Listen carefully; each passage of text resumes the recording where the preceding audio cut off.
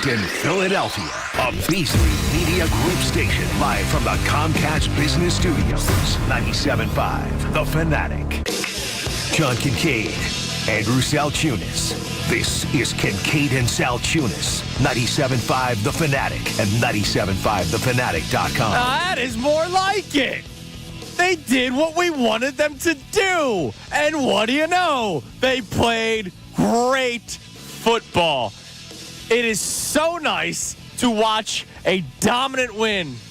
And I can't wait to talk about it with my man Johnny Kincade all day today right here on Kincade and Salciunas, 97.5 The Fanatic.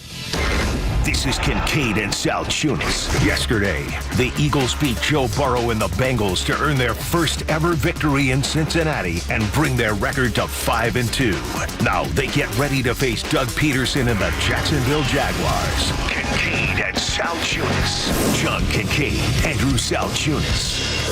97.5 The Fanatic and 97.5thefanatic.com. And a good, dominant victory Monday morning, Philadelphia. I'm Andrew Salciunas alongside my man, John Kincade. Johnny, that was awesome. That was absolutely exhilarating. It's the kind of thing you want. It's the kind of way you want to start your Monday. Yeah, going on the road, beating a team. I know their record's 3-4, but they've been playing some good football of late. Was it 3-5 now? They're now 3-5. Yeah, Eagles that's improved to 5-2, beating up on the Bengals yesterday. Yeah.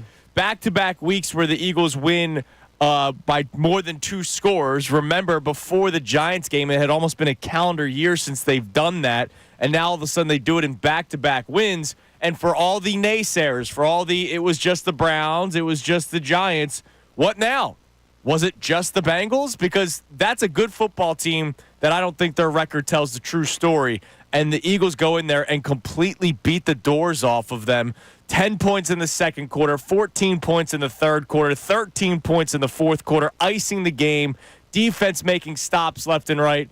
Man, Johnny, I could go on 4 hours just lauding the Eagles all day today. How about I think we will? Yeah, that's right. For the most part, we are. And bottom line is, this Eagles team is, I think you summarized it perfectly. They did what we've been asking for them to do. And the fascination with pass, they've learned to grow out of that. The way the defense is coming of age is so exciting. But more importantly, they look the last few weeks very well coached. Yes. The last 2 games, they look like a very well-coached club. And look, that's after the Nick Sirianni post-Browns game, disaster press conference. He told us then that he looked in the mirror. I actually think he did. Yeah, I think he did. And I think Nick gets some credit, deserves a lot of credit for what we've seen the last few weeks. I'm the smartest coach in the world. But I don't want to push it too far. No, I think he does deserve some credit. I think he also deserves some credit for stepping aside. And the reason why I say that is because we've now seen back-to-back weeks what we believe is a Kellen Moore offense. The offense that you were so excited for when they first hired him. This is the Kellen Moore offense. Yesterday, you saw a Kellen Moore offense. We did not see it for the first part of this season. And anyone that tries to convince you, Bill Colorado, that tries to convince you that Nick Sirianni wasn't screwing up the soup in the kitchen is full of crap. Because this is that looked like a Kellen Moore offense. Even his old, I'm drawing a blank on Redhead, his old coach. Andy Reid. No, in Dallas. His old coach in Dallas. The Clapper. Jason Garrett. Yeah, Jason Garrett. Jason Garrett saying, Kellen Moore's offense has finally been installed in Philadelphia. Period. That's all we need to hear. It's Kellen Moore's offense. And by the way, didn't Jalen Hurts look damn good in it? He looked amazing. And so, look, our questions today, and we're going to start offense first, and then as this hour continues, we'll go to the defense because the defense also played a tremendous brand of football yesterday. But our question today for you at 610-632-0975, text message, call in, tweet in, email in, however you want to communicate with us, we'll be here. Have the Eagles found the formula that works? Both on offense and defense. And again, we're going to start with offense, but have the Eagles found out the formula that works. And the other question is, will they continue to be the team that we have seen the past 2 weeks against the Giants, against the Bengals? I know they beat the Browns 3 weeks ago, but let's face it, these last 2 games are more like what we were expecting to see going into this season, and now all of a sudden they look like a 5-2 football team. Have the Eagles found out what works? Offensively, let's start there, John. Absolutely they have. Jalen Hurts, the day they signed Saquon Barkley, the first words that came out of my mouth were Jalen Hurts, no excuses because your life just got made so much easier. Now, forgive me, because they didn't make his life easier the first couple of weeks by not installing the Kellen Moore offense. The way the offense was being called and ran the first couple of weeks, I did not think was making Jalen Hurts' life easier or putting him in a position to really succeed.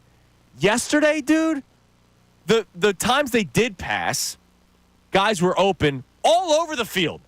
Left side of the field, right side of the field, and oh my gosh, Johnny, believe it or not, they allowed him to throw over the middle of the field. Isn't that incredible? And it worked. By the way, and again, all you have to go is to Jason Garrett, the Dallas coach. That is all. They've opened up the Kellen Moore playbook. That's part of it. That stuff over the middle, that's part of it. Which was refused, not allowed last year. That Nick Sirianni did not want it. And now it's there.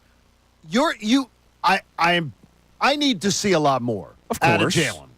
But one thing I do think it looks like is that maybe he was being asked to work in handcuffs. He played free yesterday. Yes, he did. He played relaxed and confident. Yeah. And he looked like $1 million. And honestly, he looked like the 22 Jalen Hurts. It's one game. It's one game. But he looked it. But you know what he did yesterday? He looked it. You know what he did yesterday? A lot of good things. I need people to not take this as a slight. Okay. He managed that game yesterday. Beautifully. That was exactly what John and I have been talking about, what we have now wanted for a couple of weeks. And I don't want this to sound like a Nick Sirianni bash fest because, look, because he deserves a lot of credit for what's going on. And this is just 7 weeks into the new regime, the new offensive coordinator. A lot of people have pointed to the 8 million offensive coordinators that Jalen Hurts has had to work with in his career. So now you're starting to see the new offense being installed a little bit. But this is exactly what we've been asking for. Run first, which is what you saw in the beginning of this football game and pretty much throughout the entire football game. Have guys open all over the field. Don't just ignore the middle of the field. And the best part about yesterday, John, because there were a lot of people that were going, see, Jalen can throw the deep ball. Nobody has said that Jalen Hurts can't throw the deep ball. Not on this show, at least. No one has ever said that. The problem is when they force him to throw the deep ball as much as they have in the past. That Devontae Smith touchdown, multiple things happened on that play. Not only was the ball thrown perfectly into the basket of Devontae Smith, and he made a great catch on it. That throw was perfect. But what happened before it? They did pre-snap motion. Jalen Hurts, it wasn't a fake jet sweep. It was just, hey, let's send Jack Stahl in motion so Jalen can see what's going on with the defense.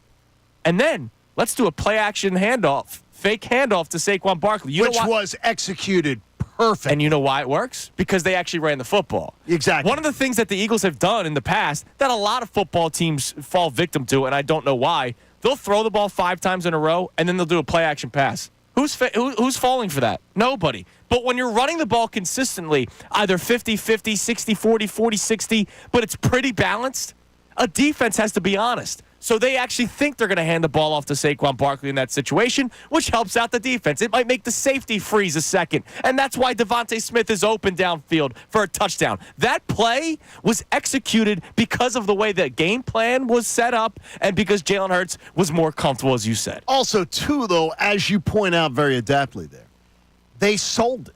Yes. Like Saquon Barkley sells the play action well, as does Jalen Hurts. The two of them seem like they have great chemistry. By the way, to 109 yards a game right now for rushing the ball from Saquon Barkley. Amazing. It's amazing. I mean, I honestly thought he was going to make a huge impact. I didn't think. If you told me we're almost halfway point of the season, he's averaging 109 yards rushing a game. He's the second leading rusher in the NFL, and he's played one less game than a lot of backs. It's incredible. He's at 766 yards. It's amazing. I mean, we are going to see arguably an assault on the single-season rushing record, as long as everything stays healthy for Saquon. Yeah. We will see an assault on the all-time rushing record for the Eagles single season. That's amazing. So much is done. But Jalen, as you point out, there were things yesterday there were things that we can point out now in retrospect that were set up by previous plays. Yes. Honestly, we weren't coming in on Mondays for a lot of this season saying that. No. We were saying they won by the skin of their teeth. It was erratic, and it was erratic. And the thing is, you have to be willing to sometimes do things in the offensive game plan for a payoff later. You have to be willing to say, do the play action, but actually run the ball, as you point out. Right, exactly. You have to be willing to do that it's not just, well, it's play action. Oh, well, we know Jalen's keeping it, and he's going to throw, or he's going to take off himself. And yesterday, too, by the way, on Jalen Hurts' part, I love the fact that he goes out there, and that was a very effective day when he decided to take off early in the game. He was tremendous. Really did a great job. And he would have had more. There was the one where he gets inside the 5-yard line and gets called back. They shot themselves in the foot a couple of times early on in the football game with some bad penalties. He looks great. confident. Yeah. And he looks confident, and that to me should get everybody smiling. And John, these scoring drives, right? Again, a team that is obsessed with shot plays and explosive plays. They have their own terminology for 20-plus, 40-plus, all this kind of stuff. And I understand in an NFL where you think you need to score 400 points a week to win football games might not be true anymore. Look at what defenses are doing across the league. They are shutting teams down. Their scoring drives yesterday, the first one, a field goal. I know they didn't score in the first quarter. That's because the Bengals ran over 10 minutes of clock off. They go 12 plays, 62 yards, and get a field goal. They run 5 minutes and 46 seconds off the clock. Their touchdown, their first one of the day, 15 plays, 73 yards. They run 4 minutes and 46 seconds off the clock. The next touchdown drive, 10 plays, 70 yards, 4 minutes and 25 seconds. The next one, just 5 plays, 70 yards for a minute and a half. That was the Devontae Smith play, but those drives earlier set up that play, as we talked about. It's just the scoring drives, 13 plays, 85 yards, 7 minutes and 37 seconds. That was the football team that we fell in love with in 2022. Jalen Hurts threw the ball very well in 2022, exceptionally well. They also had a nice balanced attack. They took their time. They ate clock. They won time possession battles week in and week out. That's what this team needs to continue to do. I don't know about you, but I'm feeling 22. That's good work. That's what that's how it felt yesterday.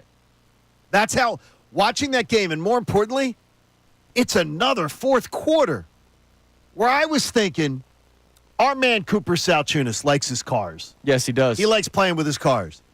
I remember what it was like having a little kid when the Eagles games were on, and Christina did a great job of saying, Olivia, let's go to the library. Yeah, let's go do something so Dad can watch. So Dad can watch. Back in the day, and I was down south watching. The idea is, Cooper, if he came over to you with the Matchboxes in the fourth quarter, you could have watched the game. Yes, I could have. And played Matchbox. Yeah. It would have been awesome, because this team, I truly believe the Super Bowl run, part of it was based on the fact that they were able to get starters out. Yeah, it helps. And they were able to create depth by getting guys game action when during the regular season when it still mattered. Yeah. And to me, wow, I don't want to get over the top, but I feel extremely good about where this team's sitting, and I feel really, really good about my 12-5 bet. Yeah, on the same. Bet Parks app. 12-5 still Feel really good on that. Very, very good chances so Bet for Parks, that. get ready to lay off somebody, because I'm winning that bet, baby. Well, I've Say that had around here. I've had 3 winning weeks and haven't won $100 total, but I've had 3 winning weeks. You're doing in a row well, on that man. Bet Parks app. Yeah, they're not worried about it. So the questions today: have the Eagles found out a formula that works? And we're focusing on the offense in this segment. We'll move on to the defense next segment. And will they continue to be the team that we have seen the past 2 weeks? So, Johnny, I want you to answer those questions. Question 1, do you believe they found the formula that works? And we're talking offense right now, because Yes. we're going to get into the defense. I absolutely think it is. And I honestly believe it's because the straw that stirs the drink is running the football in Saquon Barkley. And they have rejected the urge they've learned, wow, it's okay to lean on Saquon. How many first down runs did we see? That's the formula. line it up, run the football, get into 2nd and 5, get into manageable downs, and Jalen Hurts becomes all the more dangerous. 2nd and 5 with Jalen Hurts is a dangerous down more than many other quarterbacks it is.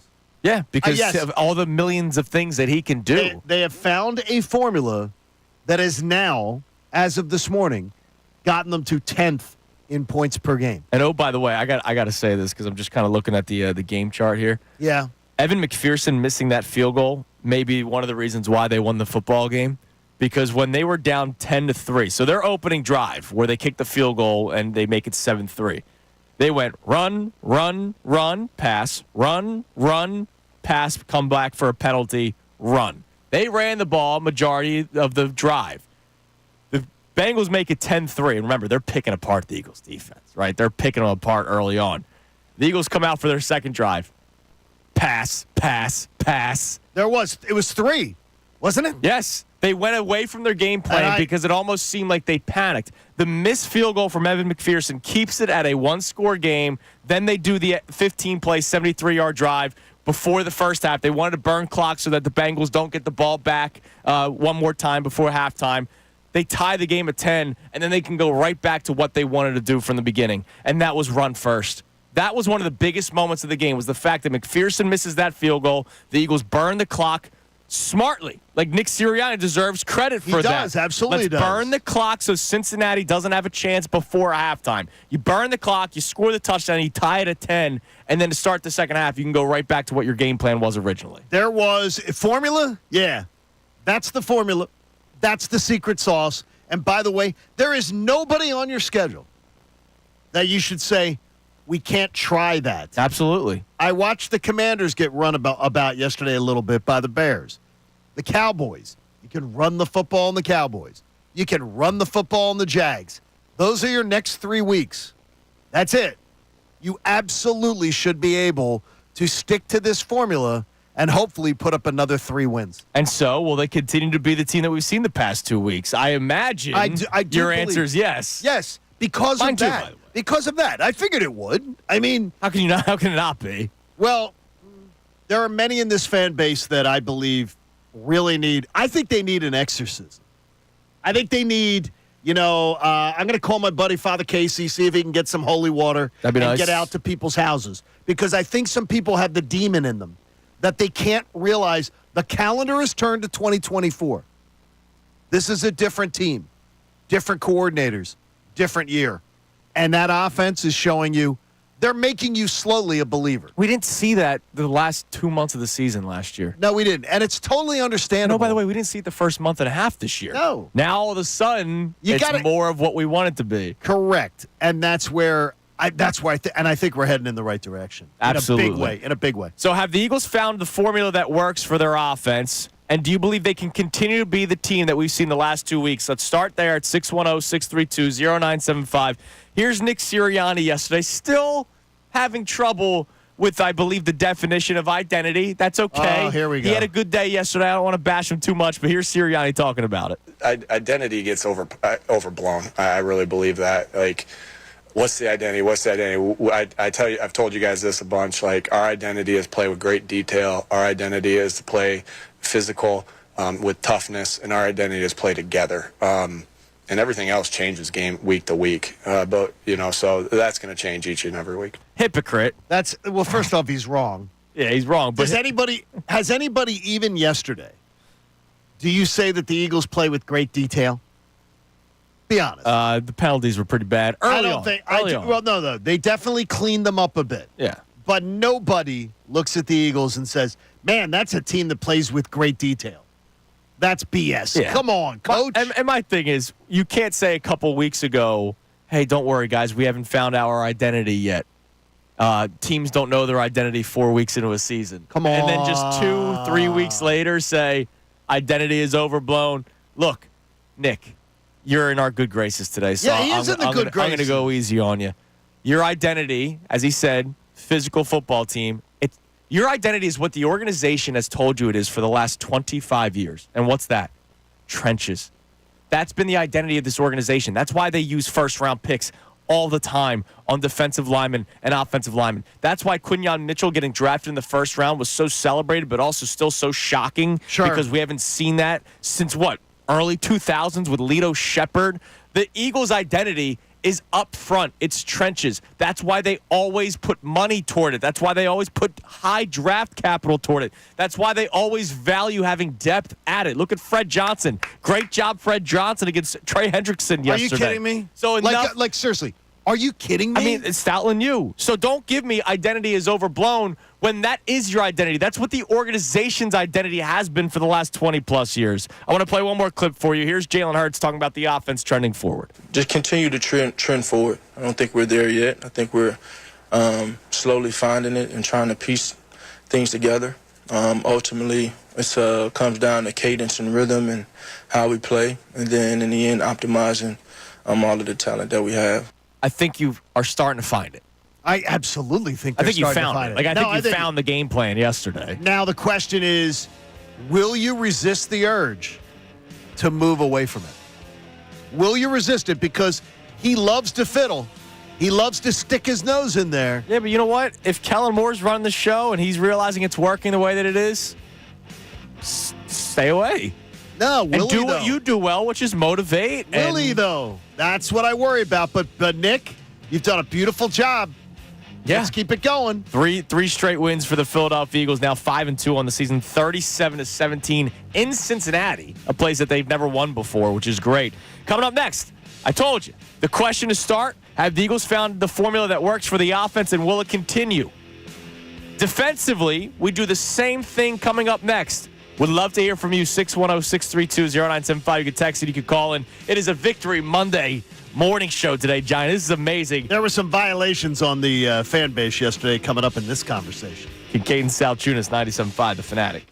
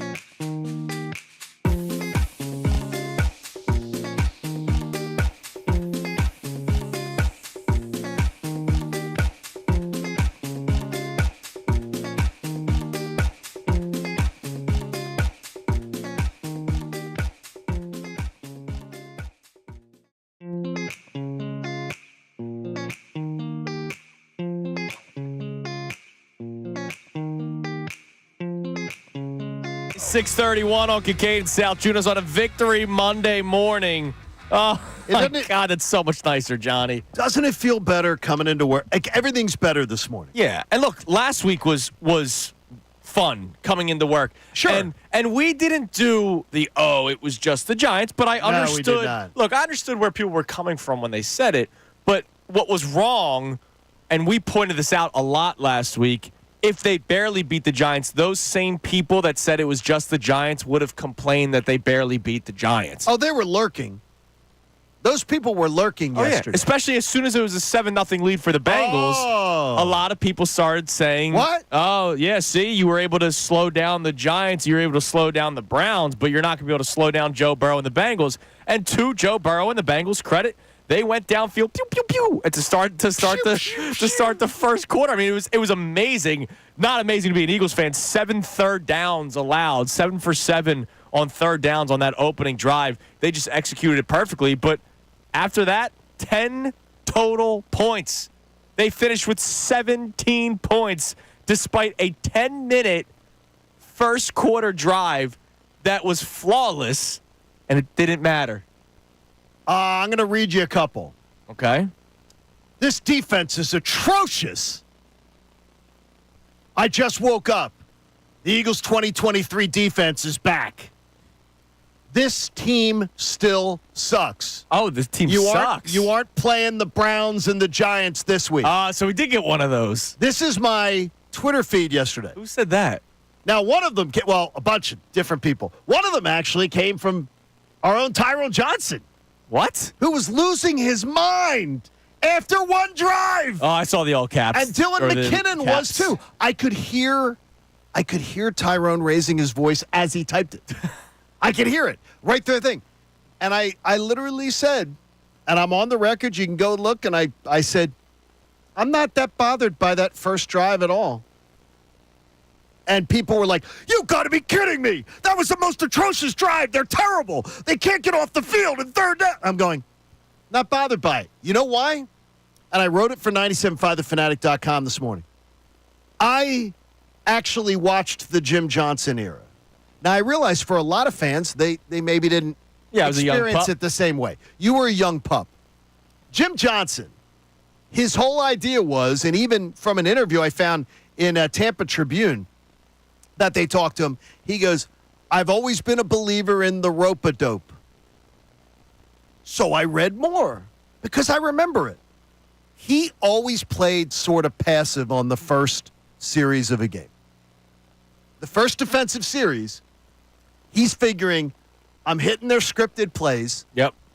They are going to play for me. As he told this writer in the Tampa Tribune back in the 2000s, I am going to let them empty their bag.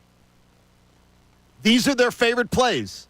These are what they want to do. These are the ones that they worked on, walked through. So I will play more passive and let them show me what they got, and then I'll adjust. Bob Cooney used to tell me that this was the Larry Brown philosophy. Okay. Larry Brown's philosophy was watch the team come out. First quarter. Play a little bit. TV timeout. And then he'd go, change things around. And then he had a whole nother way. I see what they're trying to do. Let's attack it this way. If you watched, look, Vic Fangio is from the Jim Johnson I was about to say, you said back in the 2000s, which Vic Fangio's been around since the 1600s. Well, this interview that I'm reading is from 2001. Yeah, which he was. So I mean, he was around 23 years ago. But Vic Fangio's been around football. Vic Fangio did the same thing yesterday. They weren't over aggressive. They made them get 3 and 4 yards at a time, and they had many times to get them off the field. Now, it's not great that they didn't get them off the field. No, 7 third down conversions That's not great. Is too much. But there were so many different plays where they could have gotten them off the field. But he got the Cincinnati Bengals to empty their bag. Yeah. And then what happened the rest of the game? 10 total points. From that point on, he put a lid on them and shut them down. I remember Eagles fans bitching and complaining about first drives during the Jim Johnson era. Yeah. What are we doing? Rush the quarterback. Get after him. No. And he eventually did. Let them show their bag. And you know what? Yesterday, great job, Vic Fangio. Don't listen to the Twitter defensive coordinators who declared your defense atrocious and awful and terrible based on you playing rope-a-dope just like Jim Johnson. So our question today, we started with the offense. Have the Eagles found the formula that works for them, and will it continue what we've seen the last 2 weeks, the dominant performance that we saw against the Giants offensively and the dominant performance we saw yesterday with the Eagles offensively against the Bengals? Same question goes for the defense. Have the Eagles found a formula that works for them defensively, and will they continue to be the team that we've seen, let's say, the past 3 weeks, because they were dominant against the Browns, dominant last week against the Giants, and, of course, dominant yesterday against the Bengals? I still don't necessarily know exactly what the formula is, but I will say this, John. He's got the right players on the field. I mean, Cooper DeJean, that play he makes on the 4th and 1 yesterday, and if you remember, Avonte Maddox was on the field for a couple of plays yesterday, was just getting toasted. The ability to move on from Maddox to play Cooper DeJean as a starter has made this defense even better than what it was the first couple of weeks, where they were playing some pretty good football, except for that Buccaneers game. I mean, they have the right players on the field right now. Vic Fangio's formula of snap counts, right? Jordan Davis just 21 snaps the previous week. I'll check out how many snaps he played yesterday. He's got a feel for who should be on the field at what time. We've seen Brandon Graham, the retirement tour. He's playing more than he did last year. I think Vic Fangio has a formula, and I think it's working, and I hope that it continues to. I got to tell you, that defense is one of the most promising things. 8th versus the rush in the NFL. It's huge. 10th versus the pass. 12th in sacks. 7th in points allowed, which is honestly, that's what matters the most. It's double than where I wanted them to be. Right. I it was like 12th. Yeah. This is fun to watch. A young team coming of age. And your boy, we even had our man Brendan Petrilli this morning saying, they played really well with Slay out. They did. But Darius Slay made a veteran play that saved a touchdown. That game changes. Completely. That game changes if he doesn't knock that ball out. 14-3 is a hell of a lot different than 10-3. Than 10-3. That's one of the bigger plays of the game. And so for the people that constantly disrespect Darius Slay, and I know there's probably somebody going, yeah, well, he allowed the deep ball down the sideline. Okay, he got beat one time. That's going to happen. Corners are going to get beat in the NFL. Quinyon did too. Yeah, for the first time we saw him get beat a little bit. But that play on Burton in the end zone is a veteran, former All-Pro. I know he's not going to be one anymore, but former All-Pro play. And forget what you think about the guy personally. I don't like the podcast. I don't like how he acts on the podcast, chumming it up with Micah Parsons, talking about his own teammates. I don't like that kind of stuff. But the player, the guy on the field, is still playing at a very high level. Very high level. I can't get over, and again, I don't want to get too much vitriol into this right now, but I can't get over Cooper DeJean. He's a player, dude. I can't get over the fact that most weeks, almost entirely for games, we don't even talk about Quinyon Mitchell because he's so steady and he's so good.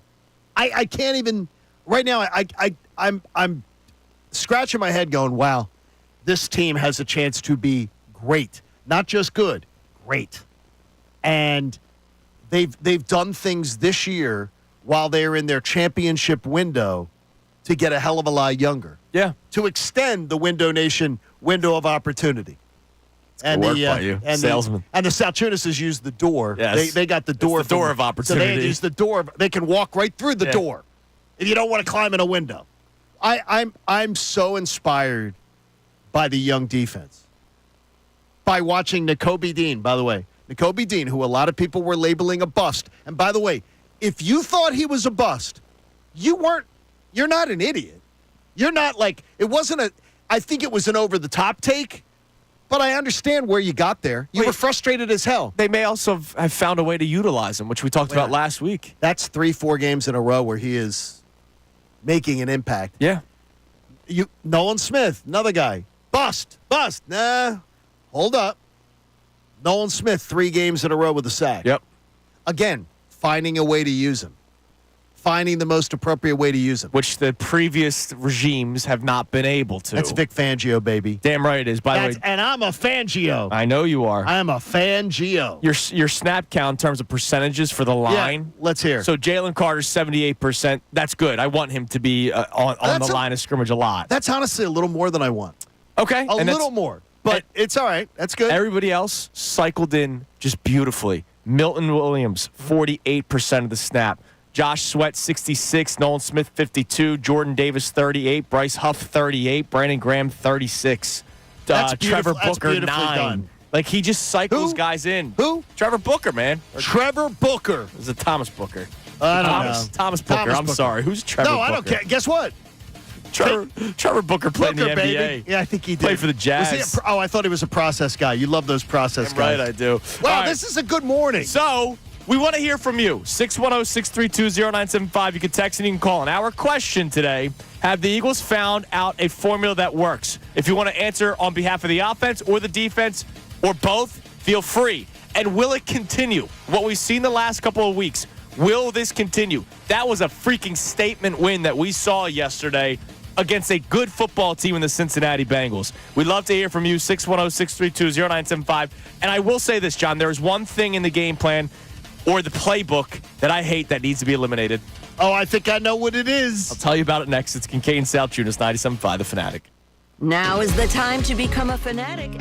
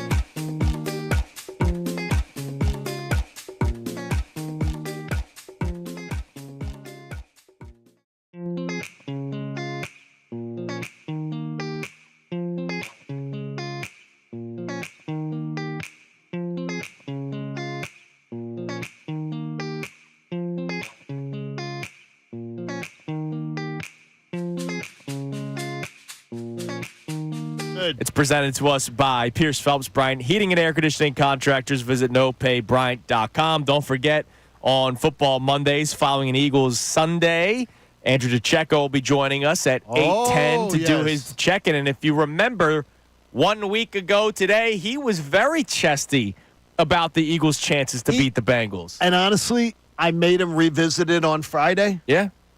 Because I wanted to do the little pulse check. I did not feel about the game the way he did. No, he didn't waver.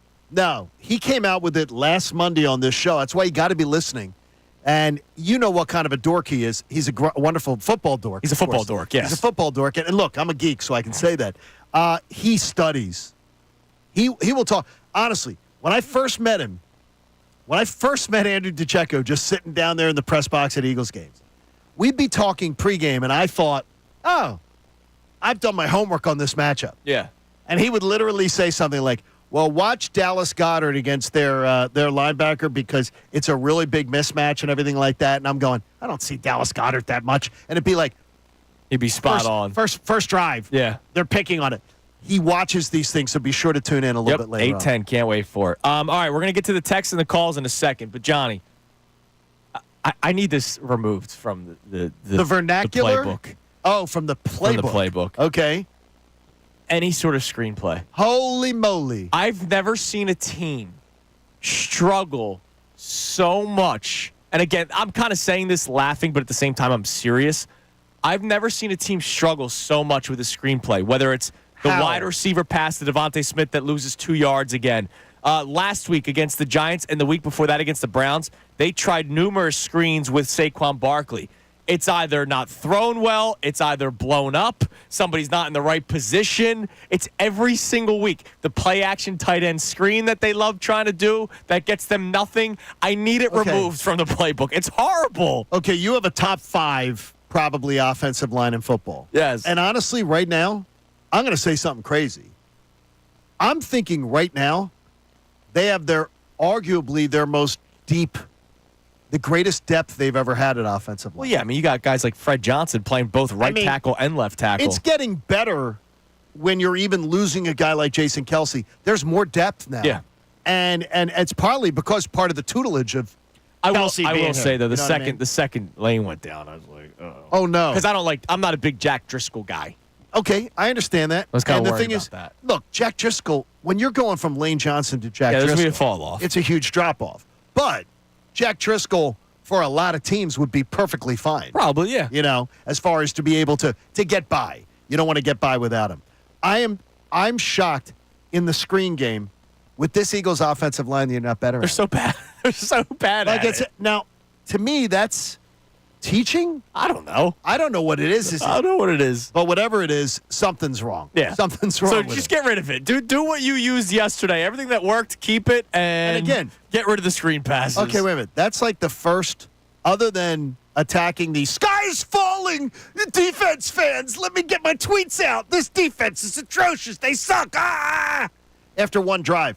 That's the first negative thing we've had to say about the Eagles. Yeah, and I say it. And very, I say it very jokingly. lightly. Right, Yes, exactly. yes. No, but seriously, get rid of it. Yeah, please, could we stop? All right, Brendan, what do we have on the text? I will check the phones as well. It's the same number to get in. Text up message or phone call 610-632-0975. Yeah, we got Rob in Lambertville checking in. He says the identity all starts with running the ball. They also did not panic when they fell behind. Jalen looked good because he was playing within his means. It was a complete offensive game plan. I think they sort of did, though, as Andrew pointed out. I sort of think they did panic.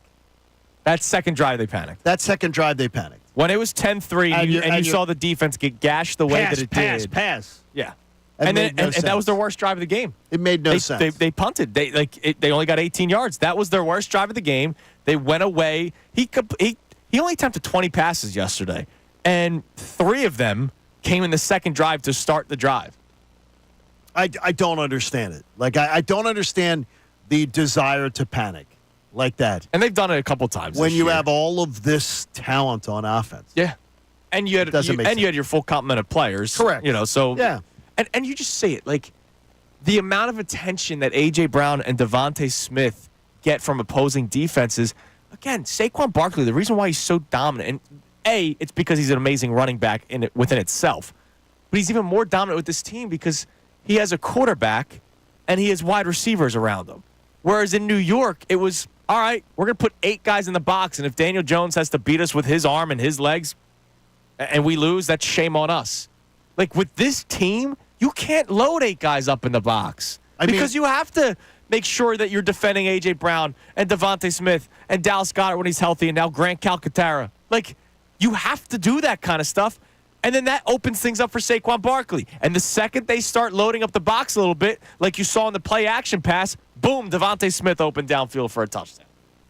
LaShawn McCoy has the single season rushing 1,700 record. I got to see it. That's what I'm trying to figure out is the number, what LaShawn's number was. But I think it's like 1,700, something along those lines, maybe 1,600. 1,607. Okay, that number is under freaking assault. He should call the security system right now because Saquon, with 10 games to go, has 766 yards rushing. Yeah. I mean, it's a few more big games, and he could stroll to the all-time mark for this franchise. And you're going to have A.J. Brown and Devontae Smith, both of them, with 10 games to go. Devontae's got 386 yards receiving. A.J. has 408. They're going to stroll to 1,000-yard seasons. They should. Which we're getting accustomed to in this city, which is amazing. And that's something that, in your lifetime, you certainly aren't used to. No, definitely not. As an Eagles fan. Well, nobody's. It was the first time ever that they had 2 1,000-yard receivers, and they've done it in back-to-back years now. I just used to see, one good one. You went through some periods of time in your youth where they had, 3 mediocre ones. I had T.O. for a cup of coffee. Fun. That was fun. I love that. All right, coming up next, we reset the show. And, John, every once in a while, I'll pat your back, you pat mine. Okay. We get things right. Once in a while. We wanted the game plan to work a certain way, and it worked now in back-to-back weeks. We wanted the identity to be run first. It's worked. You know what else we wanted before the season started? A youth movement on defense. We did. We got it, and we're seeing it succeed.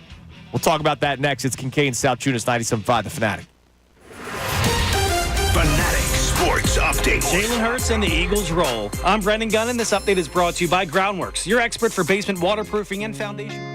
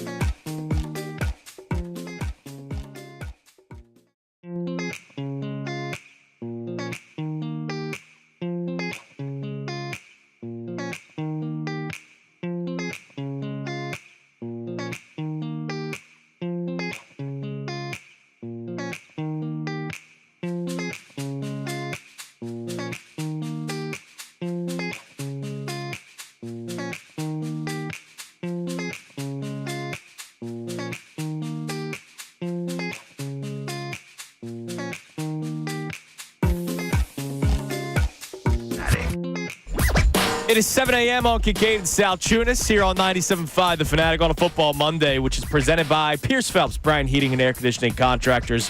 Visit nopaybryant.com. It's just so much better. It's so much better on a Monday morning when they've won. Yes. It's everything just is better. Yeah, it's not even close. Like this feeling, again, the old you guys like it when they lose. No. Not true for a couple reasons. One, the ratings spike after a loss is higher than after a win, but then the Tuesdays drop off. So yeah, things drop off. Right. Advertisers like it when teams are winning. They want to spend money when teams are winning and not when teams are losing. And oh, by the way, even though people don't like to believe it sometimes because we can't always be green-colored glasses and waving the pom-poms, we are Eagles fans. Yes. And you know, I'm in a better mood today because my team played the way they did yesterday. I'm in a better mood today because I saw a team that looked like the team I expected them to be before the season started. You brought up the 12-5. That's where we all were at. 12-5 record is what we predicted on this show. You, me, and Connor. 12-5. Now all of a sudden at 5-2 and playing the way they've played the last 2 weeks, I feel very comfortable with that still happening. Oh, I feel incredibly comfortable. The only thing I don't feel comfortable with is the Washington Commanders. Oh, yeah. We'll get to them. I don't feel comfortable with it. We'll get to them. That was a team of destiny type of win yesterday. Yeah, that was not a good one. No. I'd like to see the Commanders start to take some losses. Yeah, that would be nice. And they had an opportunity for that yesterday, and yet they pulled out the win. We're going to talk about the youth movement on defense in a few minutes. Again, our questions today for you. Have the Eagles found out the formula that works both on offense and defense? You want to talk about one or the other? If you want to talk about both, feel free. And will this continue? The team that we have now seen the last 2 weeks, where it's been full team wins, offense, defense, special teams. Are we going to continue to see this? Now, I'm not saying they win out and they finish 15-2. No. I'm just saying, like, week in and week out, you go, wow, that was a good performance by the offense, a good performance by the defense, good performance by special teams. If they drop a game here and there, it's because maybe the other team just had a better game that day. But is this the team that we will continue to see the rest of the way? Here's where, too, you look at it. Eagles. They are now favored by 7 on my BetParks app. It was 6.5. Now it's 7 versus the Jags this week. I don't know if they're going to be favored at the Cowboys. Considering their history, I would imagine it's going to be a tight line. Tight, yeah. They'll be favored at home versus the Commanders. I don't know if they're going to be favored at the Rams. I know they're not going to be favored at the Ravens. And then they will be favored the last 5 games of the season. If you take care of business the next 3 weeks, and then you get that 10-day break after the Commanders game on that Thursday night, this team will be sitting 8-2 perfect. Even if they're 7-3, I feel great about their playoff chances and everything. Yeah. But you want to get these wins in the bag the next Well, it's also 2 the weeks. way that we've seen it. And I know, like, we've had this conversation numerous times on this show, John. And we'll talk to Andrew DeCecco about it in about an hour. He joins us at 8:10. The notion of statement wins. And the people that go, oh, you don't need statement wins. You don't need style points. You just need to win football games in the NFL. You don't need them. Don't you feel better today compared to the Monday after the Browns game? I feel completely different. And you know why? Because you saw a team yesterday where you go, that team that I just saw beat the Cincinnati Bengals can beat anybody, can win in the playoffs, and can maybe get to a Super Bowl. That team can play with anybody. Correct. The way they played yesterday. They can play with the Lions. They could play with the Chiefs. They could play that game. Right. I haven't been able to say that, I don't think, about any other game. Well, exactly. So if I said that after the Browns win, you guys would call me insane. We do that behind You guys your would. back, I know you but, do. like, we don't. You guys would put me in a home. You guys would put me in a padded room if I said, "Wow, that game against the Browns, that win is a team that can win in the playoffs." No, nobody was saying that. And for the people that poo-pooed statement wins, I want to hear from you now. Because yesterday, that was a statement win, and I think everybody has a similar feel this morning when talking about the Eagles. The team that we expected them to see is here. I thought that was going to be the team we saw in September. Yes. I didn't think I'd have to wait till the Halloween candy was out. And so. But we got it. You got it. We got it. All right, give us another text, Brendan, then I want to get to a couple of calls, and then we're going to talk about the youth movement, because every once in a while, Johnny, us sports radio geeks get it right. 610-632-0975. Yeah, the offensive identity is coming along, says Mo. Doesn't say where he's calling from or texting from, just Mo. He says the offensive identity is coming along, but don't forget to give Nick some credit in that. Kellen Moore often forgets to get away from the run. Nick Sirianni has a history of running the ball a lot more than Kellen Moore does. And, two, you guys keep saying it resembles 2022. Guess who was here in 2022? Nick Sirianni, That is so not ridiculous. Kellen Moore. Tell Bill Colarulo to stop texting the show. As Mo? That's As his, Mo. That's his Yeah, text guess burner what? name. Stop it. It's ridiculous because a Kellen Moore offense does not resemble a Nick Sirianni offense at all. Nick Sirianni was all about running the ball when play calling was taken away from him. Yeah. When Shane Steichen took over, and that's the way, and you thought it was sort of fraudulent the way they made the playoffs in 21 in his first year. I don't believe it was fraudulent. No, I'd say the you get teams it. that they put Mike Glennon. Right, but they ran the ball down people's throats, and that's the Nick Sirianni wants to throw. It is Kellen Moore who has the history. And yes, he does tend to sometimes wander away from the run after a game gets going. But Kellen Moore loves to run the ball on first down. Stop with this nonsense. Stop trying to defend something. Nick Sirianni's doing a good job when he lets his coordinators do their job. Yeah, and look, again, sometimes you can give somebody credit for Right. stepping aside. It's just a problem that it happened. Like we've been asking for him to step aside, but he stepped aside, and it clearly worked. Let's go to Derek in North Philly. What's up, D? What's going on, man? You know I have to call, right? Your man had a great game yesterday. Jalen Hurts had a great game yesterday. Now listen, this is what my problem. The only problem I had with y'all when y'all criticize and the fans that criticize the team with Cleveland. Oh, Cleveland, we should have blew them out. Didn't they just beat Baltimore? Yes, they did. Trash? Because they have a real quarterback now in Jameis Winston and not Deshaun Watson. But this is my problem.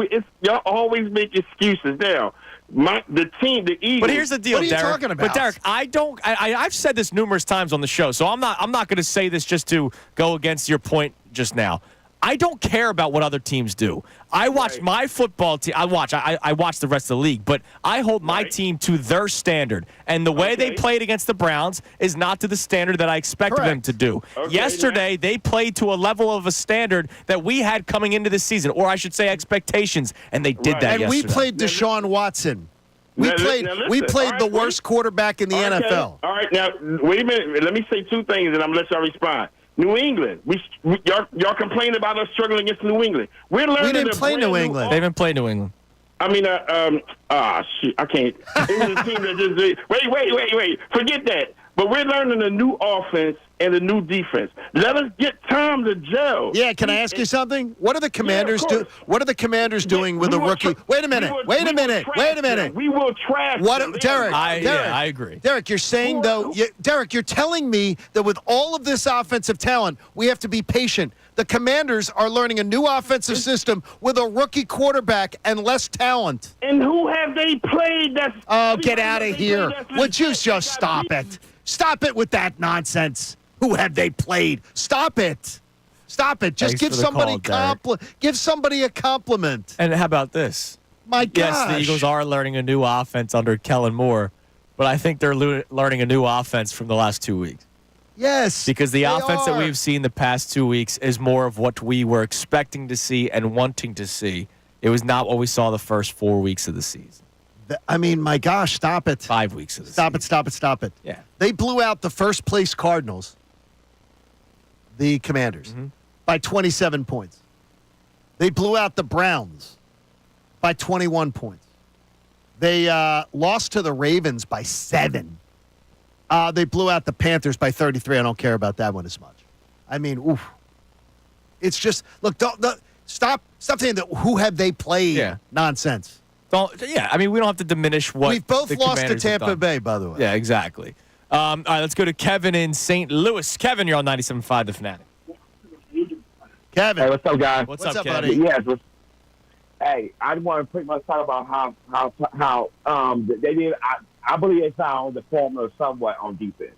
I definitely believe that. Yeah, I mean, yes. I think Vic Fangio has found a way not just to scheme up the defense, but I think very importantly to rotate the guys, which is something we didn't see last year with Sean Desai.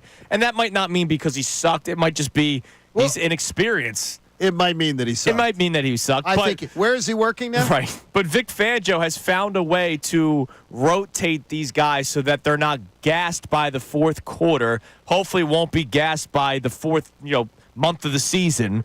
And you're seeing these guys still fresh in the late moments of the game. Yeah, those two. Well, I'm very impressed about two rookies, Cooper DeJean and Quinyon Mitchell. I'm very impressed. Yeah, man. I mean, DeJean, that play yesterday, and thanks for the call, Kevin. That tackle on the 4th and 1. So let's talk about it. Great job, Kevin, for setting us up. Right. This is something that you and I both wanted. I'll take you guys behind the curtain a little bit. Before this show started in March, we did a couple of test run shows. We did a couple of shows where we just wanted to see, all right, what are the cadences like? You hear Jalen Hurts at the line of scrimmage. We wanted to learn our cadences on the air. So we did a couple of test shows. We did like 3 or 4 of them, right? And one of our topics was about a youth movement on defense. Dude, we got exactly that. And I wanted it badly. And it was one of our first common grounds. And it's worked. It has. And the only thing I was wondering was whether or not they would actually do it. But I agree with you that I wanted it because we saw how it has worked for the Kansas City Chiefs. And it works for a lot of teams. I mean, you have to stay under the cap at some point. Like you're putting all your money on the offense. You need to find young defensive players. What they did last year was, all right, we're not going to go with the youth cheap, draft picks. We're going to go with the cheap veterans. There's a reason why those veterans were only making $1 million because they weren't good. And if veterans, it's weird, but it's something that I remember Andy Reid saying in one of those like long form sit down interviews. He always asked himself, why are veterans available? Right. Exactly. Why are they available? What does the team that has them? And so he would always think about that and try to weigh that out. Why is the team that has this name brand veteran is willing to let them walk out the door? It's incredible what the Eagles have done in in a few off seasons. Because honestly, this remaking of the defense has gone on. I feel like right now, again, I gave the numbers earlier. 7th in points allowed, 8th versus the rush, 10th versus the pass, 12th in sacks. I saw none of those numbers happening. No. None of them. And you're seeing it from guys like Zach Bond, who's playing as well as he is, playing a new position that Vic Fangio himself said, that's the guy that I want on this roster. Which is incredible. He's 27 years old. Quinyon Mitchell is a rookie. Reed Blankenship just in year 3. How about that Nakobe Dean? Nakobe Dean in year 3. Cooper DeJean, rookie. Jalen Carter, year 2. Jordan Davis, year 3. I mean, your vets are Chauncey Gardner-Johnson, Darius Slade, Josh Sweat's all of a sudden a veteran in the NFL, especially on this team. Nolan Smith, year 2. Milton Williams in the contract year following his rookie deal. Ojomo is young. Bryce Huff, second contract in a career. I get down to Brandon Graham, who's clearly by far the oldest player on the Eagles defense. He only played 21 snaps yesterday. It's not Grandpa Graham, and he still made an impact. He did still make an impact. I mean, he's still doing it. But this defense is young, and it's something that we wanted before the season started, before the moves happened. It's not like we reacted to the moves. The moves, they weren't even made yet, and we wanted this youth movement because you want upside. That's been my biggest thing with this defense. Talent-wise, look, we'll see how they continue to go. At some point, there might be a smart offensive coordinator that goes, I know how to pick apart this defense. You saw it in the opening drive yesterday, Cincinnati Bengals against the Eagles defense, but then the Eagles defense settled in. There's going to come a time where you're going to go, all right, they've reached their ceiling, or they're going to not reach their ceiling yet. Whereas last year's defense, once they started playing poorly, they weren't going to turn things around. They just stunk. This defense has upside. This defense is going to – Cooper DeJean is doing what he's doing in just 3 starts now. I mean, he's going to learn more. He looks like a player. He looks like a guy right now who should not have dropped to the second round. No. And everybody had the same concern. Well, why is he dropping? Like Nakobe Dean. Well, first-round pick, why did he fall to 3? Now, they've joked about it on NFL Live, the pasty, they were calling them the pasty boys or whatever. Like, it's like there's some bias, there's all kinds of biases out there. and they are working it right now. And by the way, you like your boy Reed Blankenship? Yeah, he's playing good football, man. Is he winning you over now? Playing good football. Is he winning you over? He's starting caliber for a good team? See, I don't want to say anything because people are going to be like, ugh. Okay. He was horrible in coverage. Gesicki right. was killing him yesterday. We know that's not going to be his strength. That is not going to be. By the way, I think horrible in coverage is getting beat for big plays. I don't think he wasn't horrible in coverage. He was not great in coverage yesterday. He was not great. That's I'll just leave it at that. Gesicki had a better day than Jamar Chase. He did. Well, Jamar Chase got handled by who? A lot of time yesterday? Quinyon, man. Unbelievable. Unbelievable. Again, going back to the youth movement conversation, Quinyon Mitchell is just he's tremendous. Look, I was eyeing up Terrion Arnold from Alabama. I was eyeing him up, but I loved the idea of Quinyon Mitchell. And man, has he just been spectacular. And again, they didn't have to trade up for him. Like we're gonna talk about that 10 years from now. I hope we're so. still doing the show together, John. I hope so. 10 years from now. No. If you think I'm getting on, dude. 10 years from now, we're still doing the show together. Dude, I already told you. 10 years from now, I'm gonna text you when I wake up. Yeah. 4 a.m. All right, let's go to Dan in New Jersey. What's up, Dan? Hey, guys. David, by the way. Hi, David. Happy Eagles victory. Instead of Halloween, we got a gift early. Damn right we did. One, they're jiving. We got leaders on offense. We got leaders on defense. Nick Sirianni finally let the offense. Kellen Moore is looking like Kellen Moore of old. Under center, doing stuff, having the fullback. They're going on all cylinders. I just hope they keep changing it up. They can't have tape because then they're going to get figured out quick. And that's what the only fear I have. But you know what, Dan? I'm glad that we're finally starting to see the Kellen Moore offense implemented, though. I mean, we didn't see it the first 4 weeks of the season. We really didn't. I mean, we're not just saying that to rip Nick Sirianni. Like, it's just true. We didn't see it. Absolutely. And that's why the offense didn't move the ball very well down the field. You're seeing it now, and you're seeing it in the red zone. You're seeing it between the 20s. You're seeing it, with your back up against the wall. Doesn't matter where this team is in terms of field position. The Kellen Moore offense is thriving. This week, over that big bomb to Devontae Smith. I mean, you can consider it in the middle of the field, I guess, but it's a completely different change of character with the whole situation. Absolutely. Thanks for the call, David. We appreciate it, man. I mean, it's just you're starting to see what we wanted to see from the very beginning. And why did it take so long? I don't know. Well, I do. I absolutely know it. It's because of the fact that they were not allowing Kellen Moore to run his offense. Yeah. Period. It's all you have to do is do your homework, look at 5 years of Kellen Moore and what his offense looks like, and look before the last 2 weeks, they weren't running it. But what happened 2 weeks ago? Around 7 in the morning, around this time, Nick Sirianni got called to the principal's office of Jeffrey Lurie. He did. After that Browns game, after that meltdown press conference, after the antics. And all of a sudden, everything changes. Glad for it. By the way, just 2 attempts for Jalen Hurts of 20-plus yards in the air. Just 2 attempts. He had completions that then became 20-plus yard completions, but just 2 attempts downfield. One of them, the Devontae Smith touchdown pass. The other one, an incompletion.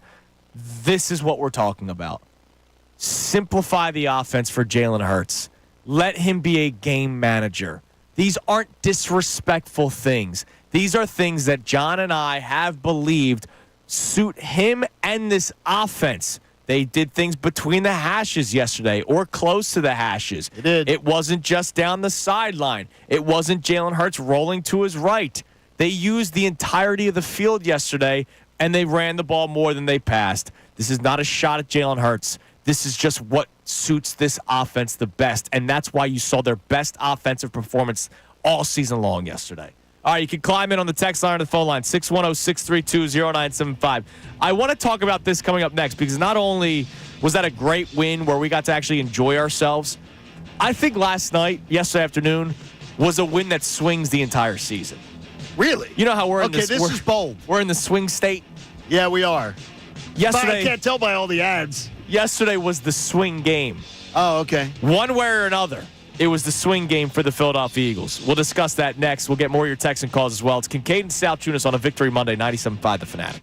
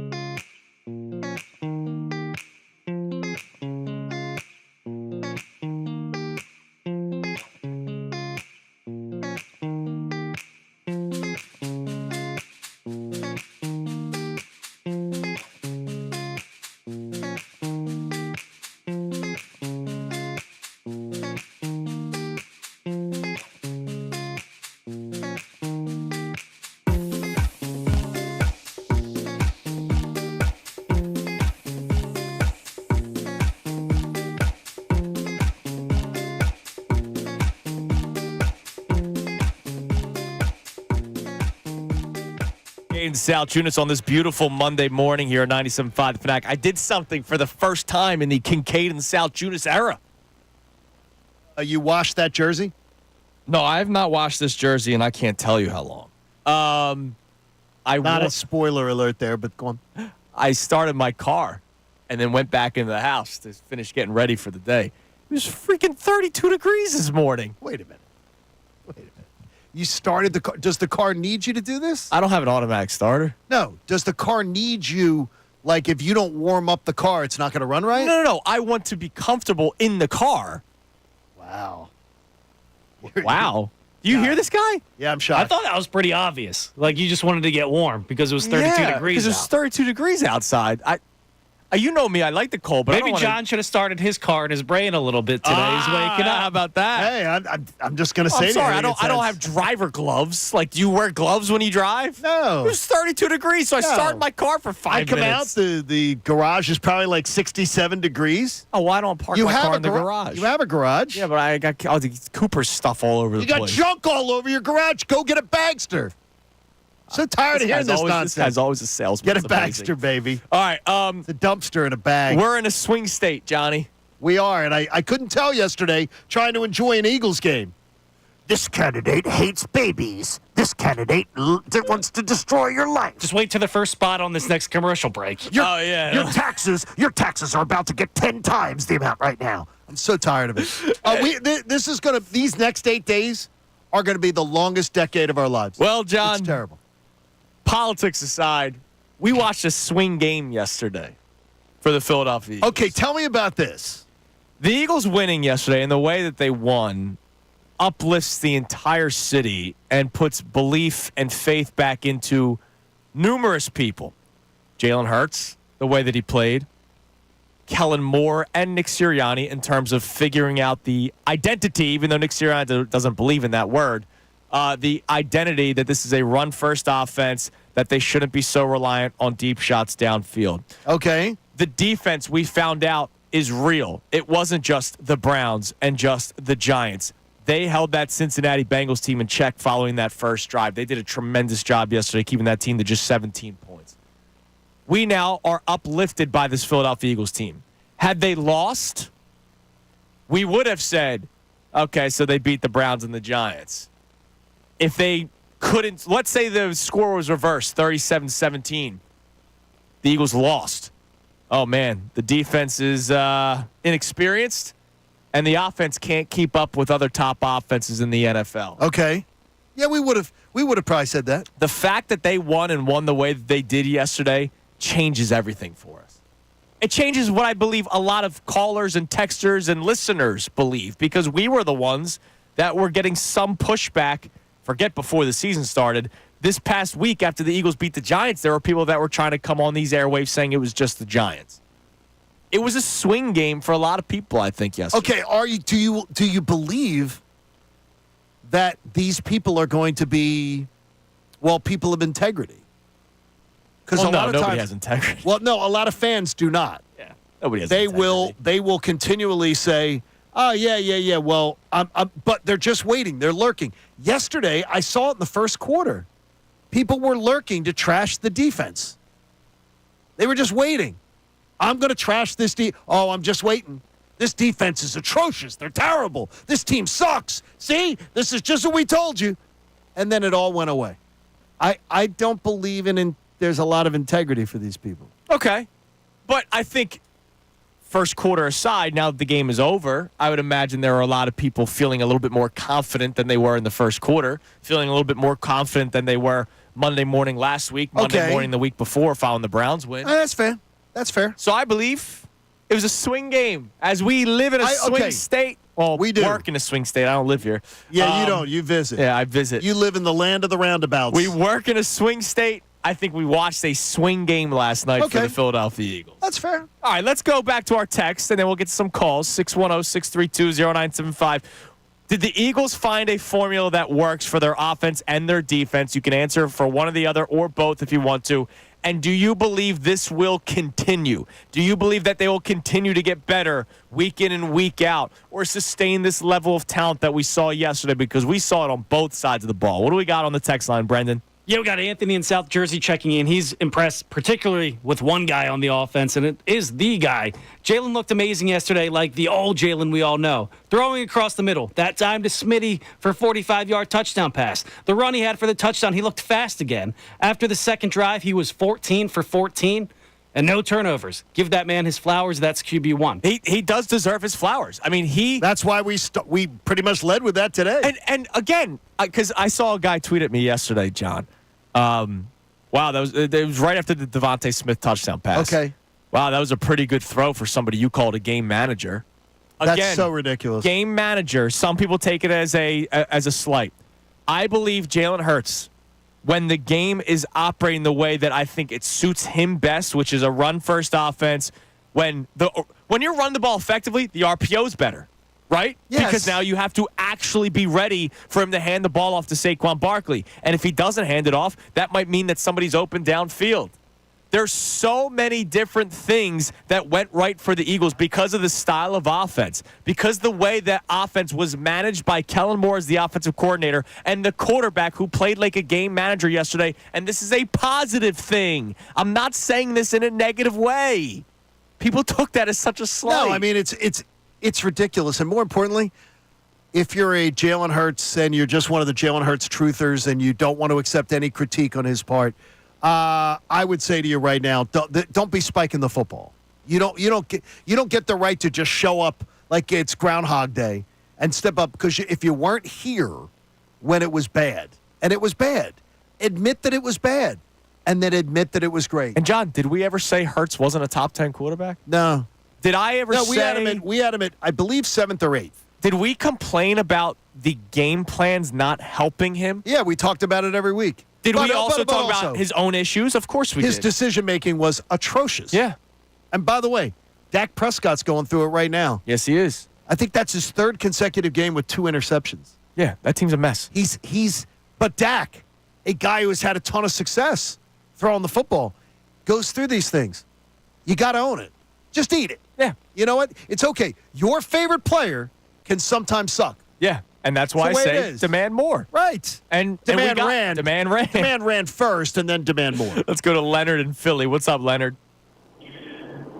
Hey, guys. Good morning. What's up, buddy? So first and foremost, you guys are right, in terms of the game plan. And, I think this is the game plan that Jalen as a quarterback needs to follow, and I think we've seen success with it. So I actually think yesterday confirmed that Sirianni was in his own way, and I'll give him flowers for actually realizing that and coming to a realization that he needs to change. So I'll give him that, because a lot of coaches, a lot of people in general cannot do that. Yeah, I don't. No question. And the thing is, I don't get why it was a problem to start. Like, you brought in Kellen Moore to be Kellen Moore. You didn't bring in Kellen Moore to help out Nick Sirianni. But to your point, Leonard, there are a lot of guys that have a belief about, this is my scheme, this is the way that I want it run. That's why Chip Kelly is no longer in the NFL, right? Exactly. Like That's why he's now an OC belief. in college. Yeah, exactly. I mean, look, I think it's Nick Sirianni every time he gets taken to the principal's office, I think he sulks a little bit, but I think I admire the fact that the last 2 weeks, since the 2 weeks ago principal's office visit, he's been a much better head coach. Yeah. And much more in control. Yeah. And I think the other thing, but I think the thing that we disagree on, and I think a lot of people, and that's why some people are calling in, and I think I can make sense of it. The game manager comment, I think to some people, and not myself, because I understand what you guys mean.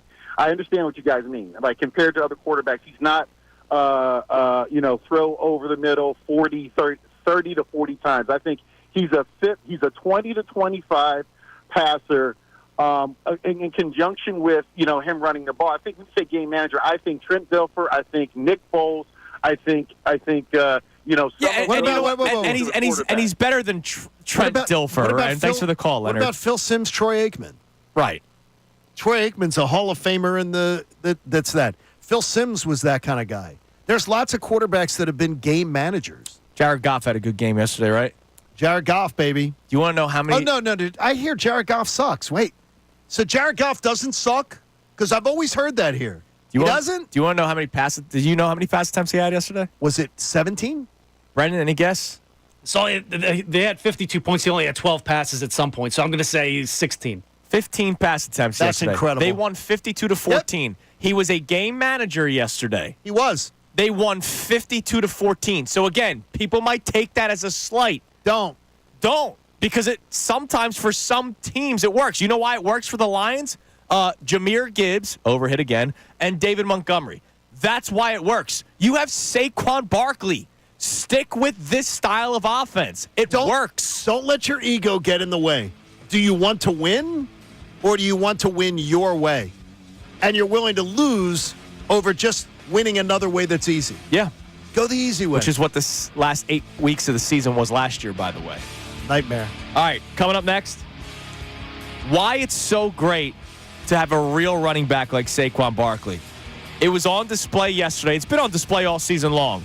But a specific thing from yesterday's game that tells you, man, maybe having a good running back is actually pretty important. It's Kincade Salciunas, 97.5, The Fanatic. The best show ever with Ricky Batalico and Tyrone.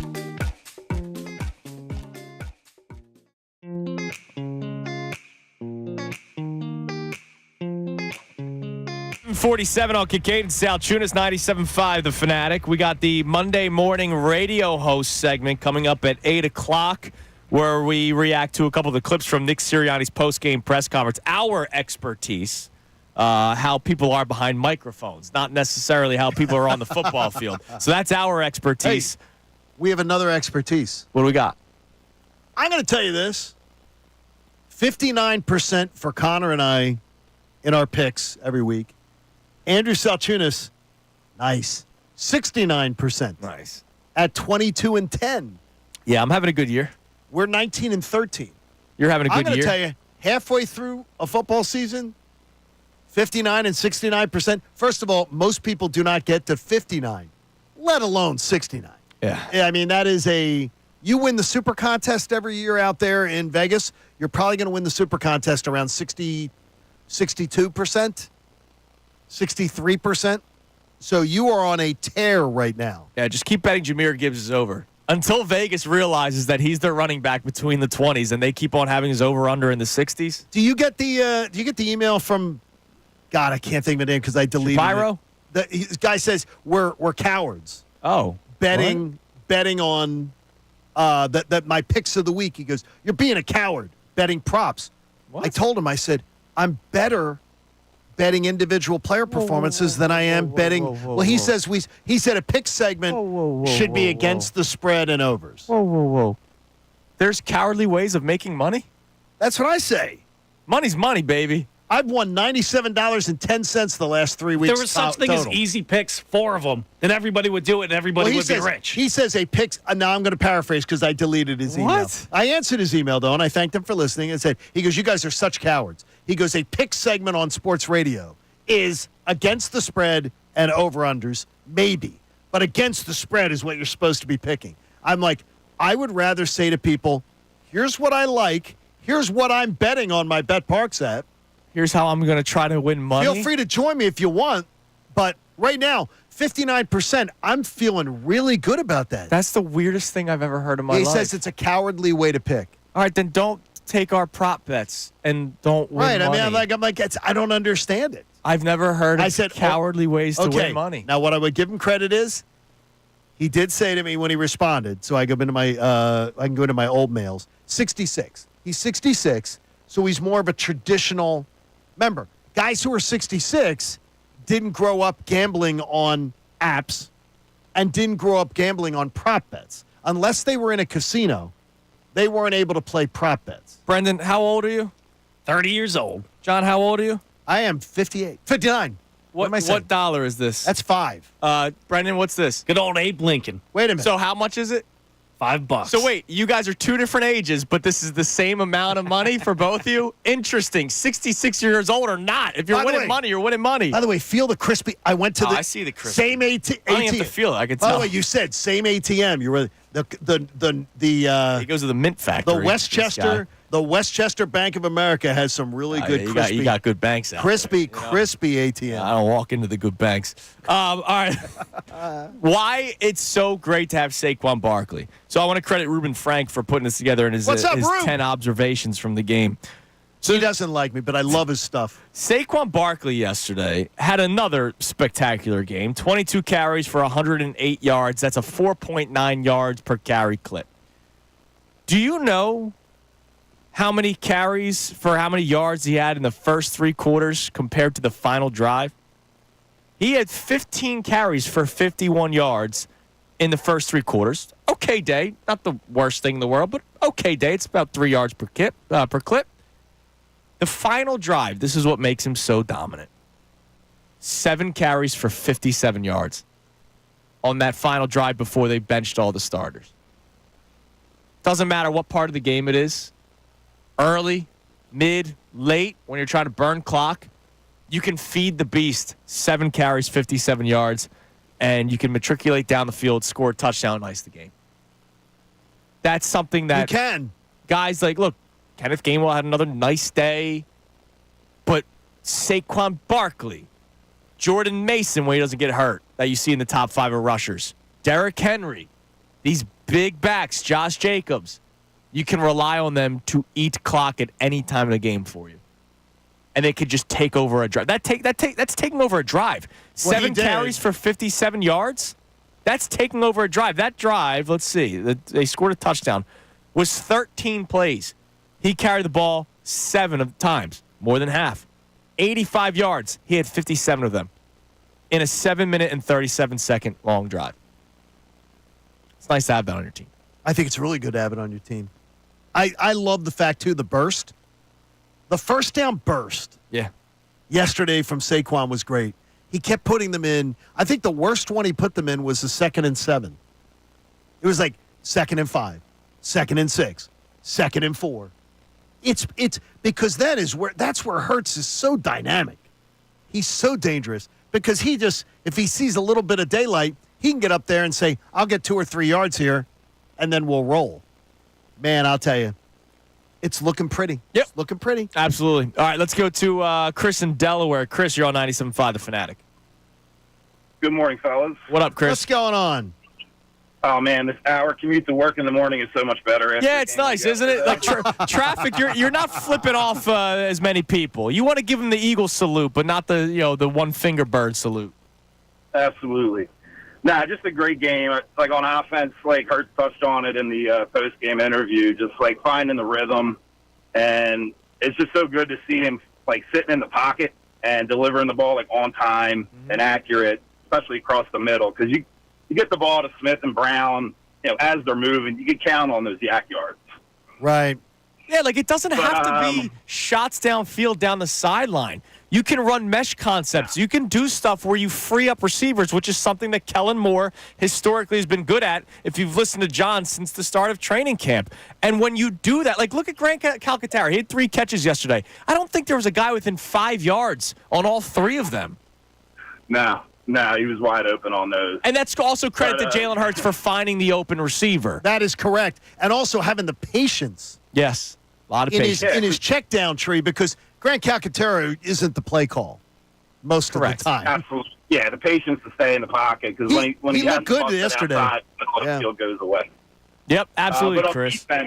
Defense was what I wanted to call about. The 4th and 1 stop was amazing. It was a great play, but Cincinnati on their second touchdown had called a similar type of concept where they brought Chase across the field, and on that play they scored a touchdown. It was Nolan Smith that got stuck covering Chase on that side of the field by himself, and I don't know if that was like an adjustment by Fangio, but like just watching that 4th down play, Cooper to Gene just chasing, going all the way across the field, and just to make that play, whatever it was. Yeah, I think, and look, I'll let the real football guys do the talking. Thanks for the call, Chris. I think that was some sort of zone coverage because Nolan Smith didn't follow Jamar Chase. Nolan Smith was on that side of the field that Jamar Chase shifted over to, and that's veteran quarterback who has a great connection with a wide receiver going up against a guy that doesn't drop back into coverage all that much. That was just a great play. Sometimes you got to tip your cap to the opposing team. Are you tired of Avonte Maddox?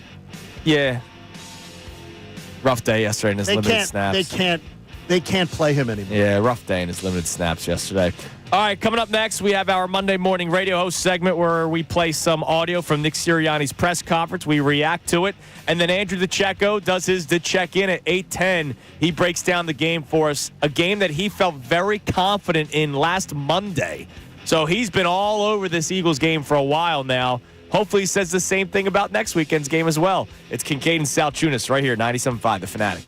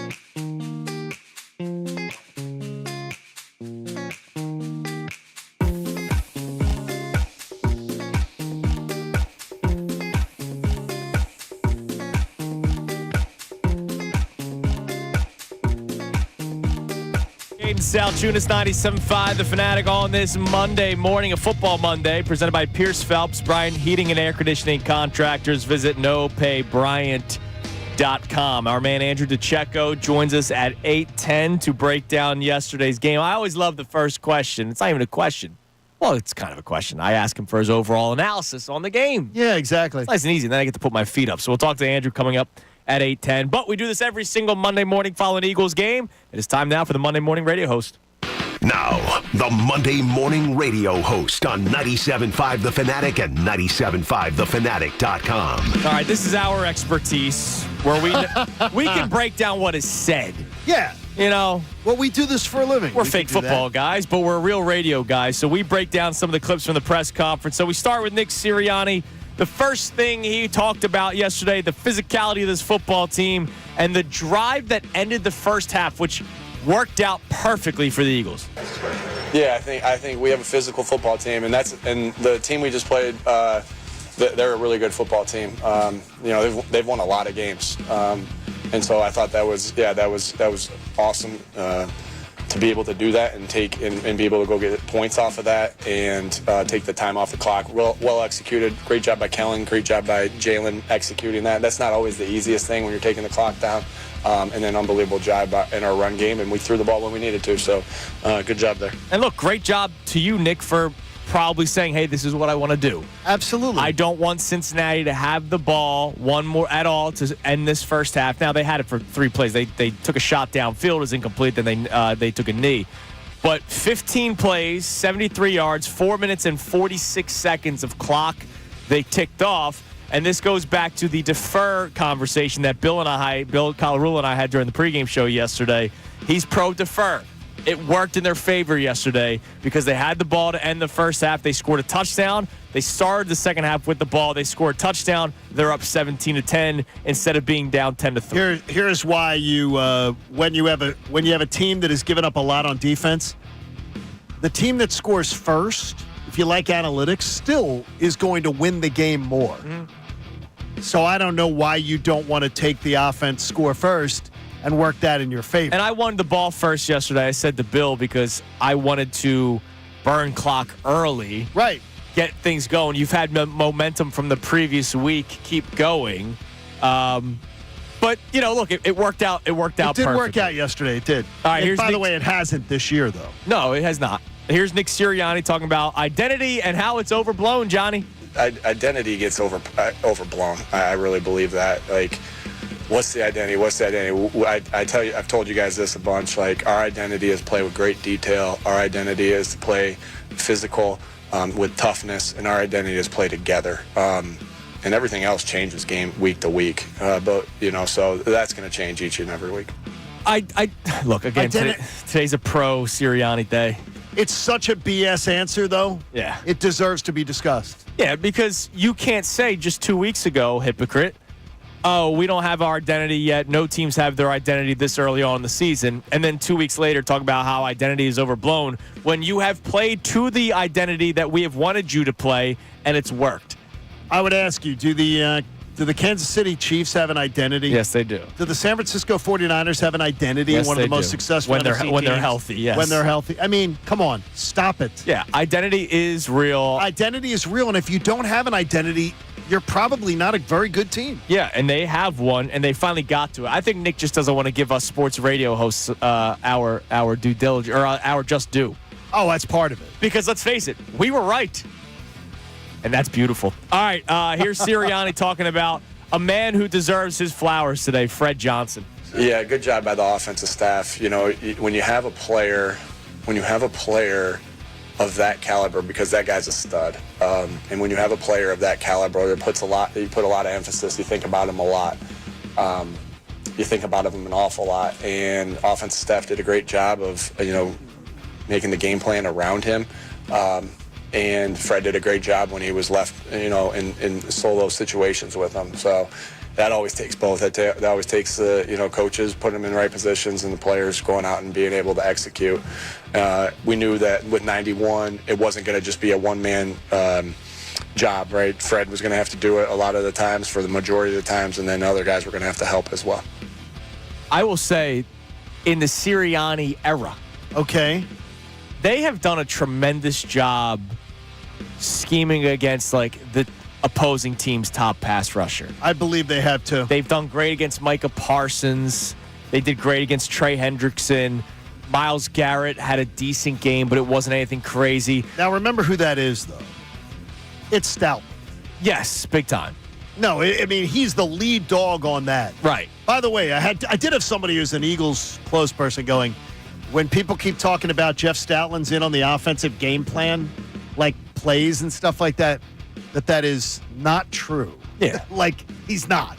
No. He's not sitting in there going, let's run more of this play. No, but he does say what his unit does, he's as good as it gets. Or he probably goes up to Nick Sirianni and Kellen Moore and says, hey, we're going up against Trey Hendrickson. This is how I want to try to. No, he's in charge of that. Right, exactly. But he's not in there going, he's designing offensive game plan, calling Yeah, he's not saying run play action on this play. No. Here's Sirianni talking about Cooper DeJean, the big fourth down stop that he made on Jamar Chase. We were +2 on the turnover battle today. We'll treat it as +3 because any fourth down stop is huge. So, I mean, Brandon Graham and Nakobe really filled the gap on third down to put him in that. Actually, it started on second down where Zach Bond had a big hit. I mean, you could feel that hit. You could feel the physicality of that hit that Zach had on the second down to put him in second one. Then BG crushes the edge.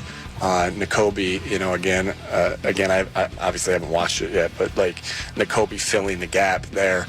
And then I think it was Coop, right, on the tackle, and just way to come down from the, and make the play right there. I didn't see if we got pressure or not. You guys would be able to tell me that better. But, sound fundamentals. I think at the end of the day, good players playing with good fundamentals equals good plays. I mean, that changed the whole game because it's 24-17. If they convert, it's they might go downfield and tie it. Oh, with a yeah. touchdown. I mean, that play by Cooper DeJean, again, the awareness and the hit. I mean, the hit alone was tremendous, but the awareness getting to Jamar Chase on that play, I mean, they have a player, dude. I'm writing down the quote from Vince Lombardi. I mean, good players plus good fundamentals equal good plays. Yeah, man. That's like profound stuff. Damn right, man. I bet the Little League coach says that. It's Socrates, brother. I bet the Little League coach says that. All right, last one before we get to Andrew DeCecco. I want to have some fun with this one. Take a listen.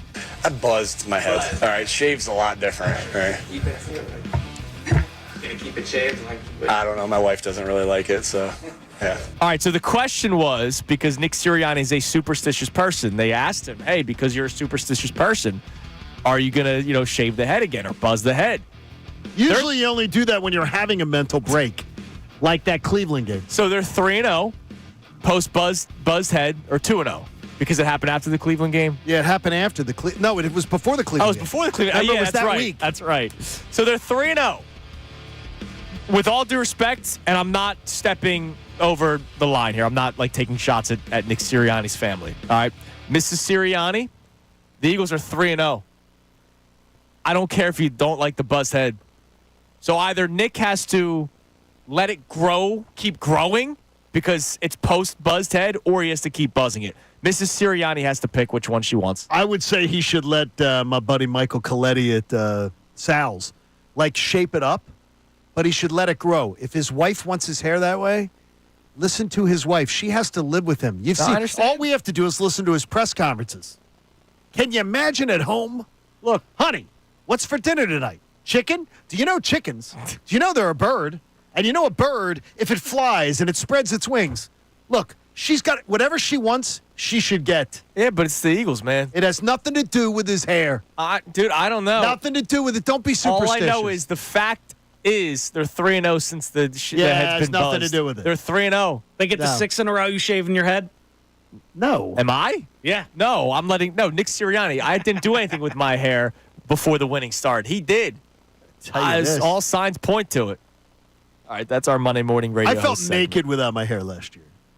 I felt completely naked. Let's head to the Comcast Business Hotline. Every day in business is a big day. Let Comcast Business help you move forward with what's next. This man just does a tremendous job covering the Eagles for Inside the Birds, and, of course, everywhere here on 97.5 The Fanatic, whether it's the Birds Insider Show weeknights or our pregame show, or when he joins us on Mondays and Fridays. That, of course, the great Andrew DeCecco.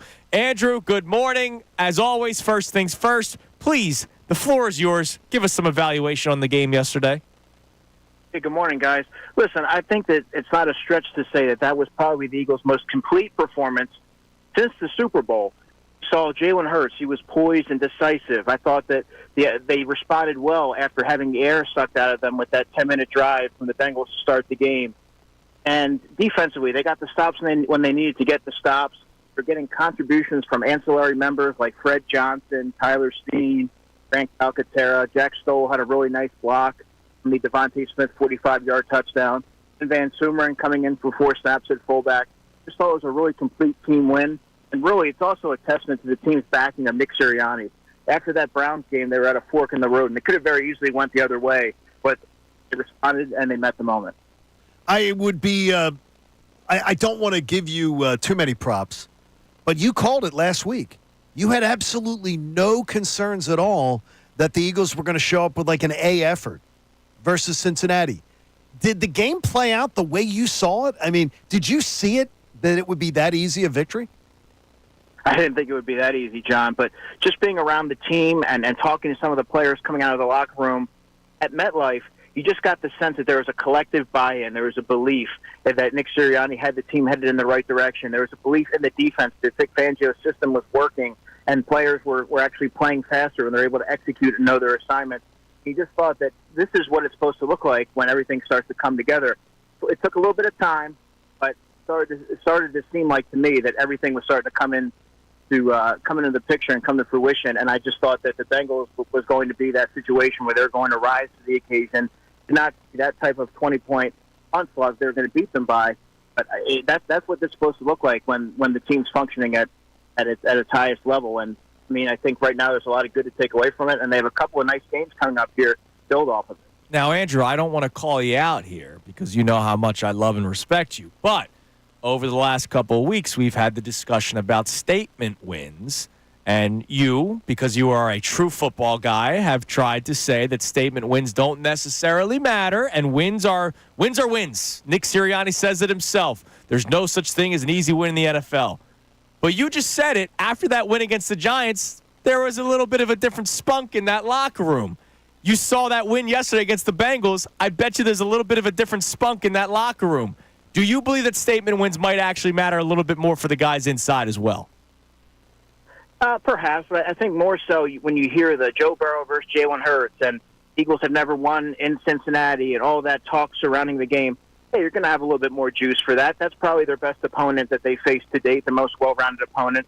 Naturally, you're going to be a little bit up for that game, and you would take a win any way that you can get it. And for me, I always look at it, are they taking care of the football?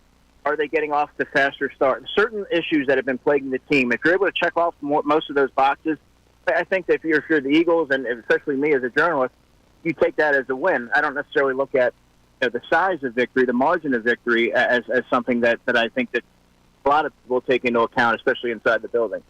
I've asked you before about portability, things that you see in a victory that you believe now can be sustained, especially over upcoming opponents. What do you look at that Cincinnati game and say, yeah, I see this. They're going to be able to carry this with them? The offensive rhythm, really. You saw Jalen Hurts be able to tap into the middle of the field. The whole field was available to him once he settled into the game. But in the first half, he might have had some jitters. That's the Kenny Gainwell on the flat that probably should have been picked off by Logan Wilson. All that aside, he came out in the second half, and he was facilitating the ball to all the weapons. He wasn't necessarily fixating on A.J. or Devontae. Got the ball to Saquon. It was just a really balanced offense. It seemed to me like Jalen, everything was starting to come together for him. The wheels were turning. And I think that Kellen Moore can build off that performance. So I would imagine, John, you're going to see this offense look much more like what it looked like yesterday for the rest of the season. Andrew, what has impressed you the most about Vic Fangio? I mean, we see guys getting rotated inside and out. We've seen a pass rush all of a sudden get to quarterbacks. What's been the most impressive thing that you've seen out of Vic Fangio? It's so hard, Andrew, for all three levels of the defense to be operating in concert with such cohesion. And when you see a young secondary play the way that it has with Quinyon Mitchell and Cooper DeJean, that speaks to coaching. They're in the right place at the right time. The moment's not too big for them. They go into every game ready. And really, the whole defense comes into that game prepared and ready. And I think that's a testament to not only Vic Fangio, but the coaching staff he's put together. The team always seems to be ready for what's going to be thrown their way. And that's what's going to happen when you have a veteran coach like that. When you looked at, and I know you glance around the rest of the NFL, are you believing that the Eagles are among the top shelf, among the ascending, or still have to prove to you where they're at? I think they're among the ascending, John. And really, when you look at the NFC, the only team that I can say is definitely better than the Eagles is the Detroit Lions. The Eagles answered a ton of questions yesterday, saw how they were going to, fare against a opponent that is close to being on the same level as them, and they really played their best when it mattered most. So to me, I think that they're going to be able to use this as a springboard moving forward. And really, and we talked about this last week, 2 months into the season, by the end of the second month, you should have an idea of what their identity is or what the team's supposed to look like. And I think right now the picture's starting to come into focus a little bit. Yeah, I'm curious to get your answer on this. You know how sports radio is. We talk about probably the biggest stories, what's going to generate conversation, not hot take stuff on this show. We don't do that. No, we don't do that. We have smart, intelligent sports talk like you hear I've heard Radio that on the Man promo. say. Yeah, I've heard that. But what is something throughout the week that sports talk radio might not talk about that you think should be highlighted from yesterday's win? Because there were a lot of great things that happened for the Eagles. Maybe I would say how you're getting a lot of role players that step up. It was a team win. It wasn't just A.J. dominating. It was Isaiah Rodgers getting a hand in to bat the ball, the tip throw to C.J. Gardner-Johnson. It was Nakobe Dean and Zach Vaughn playing well from their linebacker spot. Eagles it was a full team win, and it wasn't just their superstars that were playing at their best. You got contributions from really everybody across the roster, including Tyler Steen filling in for Mekhi Becton, who was sidelined with concussion, and Fred Johnson, who was filling in for Jordan Mailata. That, to me, guys, is really reminiscent of the 2022 season where you're seeing contributions across the roster. What are the odds that we're going to see Becton back? What are the odds that we're going to see Dallas Goedert back? Because once this team has full arsenal, it just gets more and more intriguing about what the ceiling actually is. Well, they didn't put Dallas Goedert on IR, so I believe he's now missed 2 games. This week, to me, be one to potentially circle against the Jaguars. So that would be a welcome addition. Although Grant Calcaterra has filled in really nice, caught all 3 of his targets for 58 yards against the Bengals. But I would expect, John, Mekhi Becton to return, coming off concussion. He still has to clear protocol, of course. But I'll tell you what, I would argue that Tyler Steen, and the sample size has been limited, I understand that, has been better at right guard. I think he climbs to the second level with athleticism and urgency. He moves better laterally. He just seems more natural at that position. And I think for Tyler, he just needed reps, and he seems to be playing with a lot more confidence than when he did last season when he jumped in against the Cowboys. Does Nick Sirianni buzz the head again, or does he let it grow? That's the big question from the press conference. Because it's one of two things. He's a superstitious guy. So does he buzz it again because that's what started the win streak, or does he let the hair keep on growing until they lose because it has started since the head was buzzed? That's a great question. Well, that's the hardest question you asked me today. I would say if you're him, he probably has to buzz it. And if he does buzz it, the South Barbershop in Downingtown and go to my guy Rocco. He'll take care of him. Wow, that's a true radio man, Andrew DeCecco. Great job as always, man. We'll talk to you on Friday for the entire 8 o'clock hour. We can't wait as always. Keep up the great work. Appreciate you guys. Have a good day. You're the man, I can't Andrew wait till DeCecco. Friday mornings. And people seem to really be, from what we're being told, enjoying the Friday mornings when we hang out with Andrew DeCecco. I know. It's great information. The Tyler Steen thing, that's good insight. Look, and he studies this stuff. Yes, he does. That's your third-round draft They pick. want Steen to be successful. Well, yeah, especially because you signed Becton to a 1-year deal. And, but still, though, it's great versatility. It is. Great to be able to have them all. Absolutely. So thank you to Andrew DeCecco for joining us on the Comcast Business Hotline. And look, 2 Sal's barbershop plugs in like 25 minutes. They must do a good job. They do a great job. Look at this head of hair. All right, coming up next, we'll get to some more of your reaction, of course, but we did this last week. We look around the NFL. We see how some of the other teams did. Last week, a lot of things went right for the Eagles. Yesterday, not so much, especially with the Commanders. We'll talk about that next. It's Kincade Salciunas, 97.5 The Fanatic. Fanatics Sports Update. The Eagles roll in Cincinnati. I'm Brendan Gunn, and this update is brought to you by...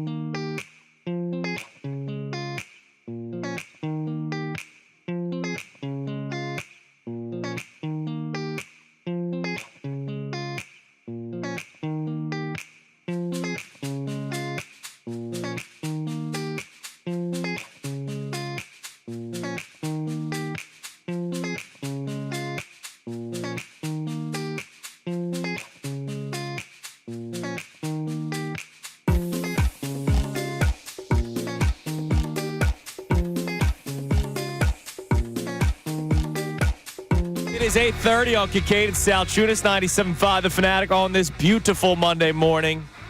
I'm honestly, it could be a monsoon outside. I don't really care. It's a beautiful day I because the wouldn't Eagles mind won. a monsoon. I mean, we need rain, but We need. By the way, we've gone an October, dry October. Yeah, entire month. Some people do dry January. We're doing dry October. I saw actually a chance of rain this week. 40% chance on Friday. That's November 1st. Yeah, so that's outside. That actually gives it. This will be the driest November I think ever. By the October way, ever. What? Halloween's on Thursday. Halloween's Thursday. High of 80. Nice day for. That's too hot. Oh, yeah. Well, no. Once the sun goes down. Yeah, I know, got and you. you're outside doing the trick or treat. Yeah. This is Cooper's first year going door to door. Oh, so he's going door to door? Yeah, I don't know how long we'll go, but Who's he this gonna will be be? a fireman. A fireman. That's awesome. A fireman. Christy's making a fire truck out of a box that we'll put over his Wow. shoulders. Oh yeah, man, we're very excited. I should have Chief Dan bring him by some fire gear or something he can Trust carry. me, he has like 18 fire things. Oh, that's He's got great. the helmet. He's got an axe. He's got it all. All right, so if we look around the NFL a little bit yesterday, we'll get back to your texts and calls. Again, our question today, main topic regarding the Eagles, have they found a formula that works both offensively and defensively, and will this continue? Do you believe this will continue for the Eagles, where they're playing very good football in both facets of the game? 610-632-0975. But I said it going into the break. Last week, the Eagles had a lot of help around the NFL in terms of NFC teams that lost. We didn't really get so much of that yesterday, Johnny. We didn't. We know that the Packers beat the Jags on the last second field goal, so they improved their record to 6-2. The Cardinals come from behind and beat the Dolphins. They're 4-4. Not that I think they're a threat. Really? Like, you don't like, what do you mean a threat? A threat to win the Super Bowl? Yeah. Or do you think they could beat the Eagles on a given week? I think they can beat the Eagles. I think anybody That's can what I'm beat saying. the Eagles, Is that, but, like I'm saying, I consider them a bothersome team in the NFC. well, I guess like how I look at it is it's, Lions, Commanders, Eagles, Packers. Like those and Niners once they're healthy. Yeah, Like, Niners. I wanted, and we both talked about it on Friday. I wanted the Niners to lose. One of them lose. That means I wanted the Cowboys to win. Yeah, it's the first time, and I was trying to explain it yesterday to a buddy of mine. I'm like, I'd rather see the Niners with 5 losses than the Cowboys with 4. Yeah. You got 2 chances to take care of the Cowboys yourself. Yeah. And I expect them to do Right. that. Oh, you do? Both of them? At least one. At least Why not one. both? I hope so. That'd be great. By the way, the Lions are a very good football team. They're really awesome. 52-14 was the final score in that game. They look like the 2017 Eagles. I mean, it was just The way that they're, it was a laugher. yeah, they're really good. Jared Goff threw for 85 yards yesterday.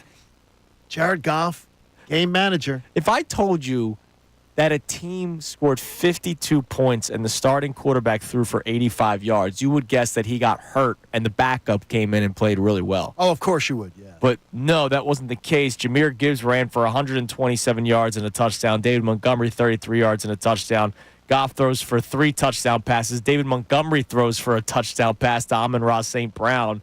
And then they also got a punt return. I mean, that game, like you said, they kind of look like the 2022 Philadelphia Eagles. And one of the Lions' most dangerous games the rest of the way, they're at the Packers and at the Texans the next 2 weeks.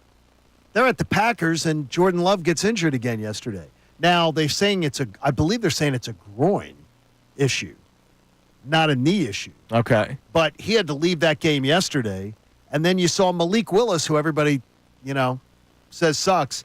He led them to victory when he was called on. He did lead them a to tough spot. victory. He did. And he made some really nice spots.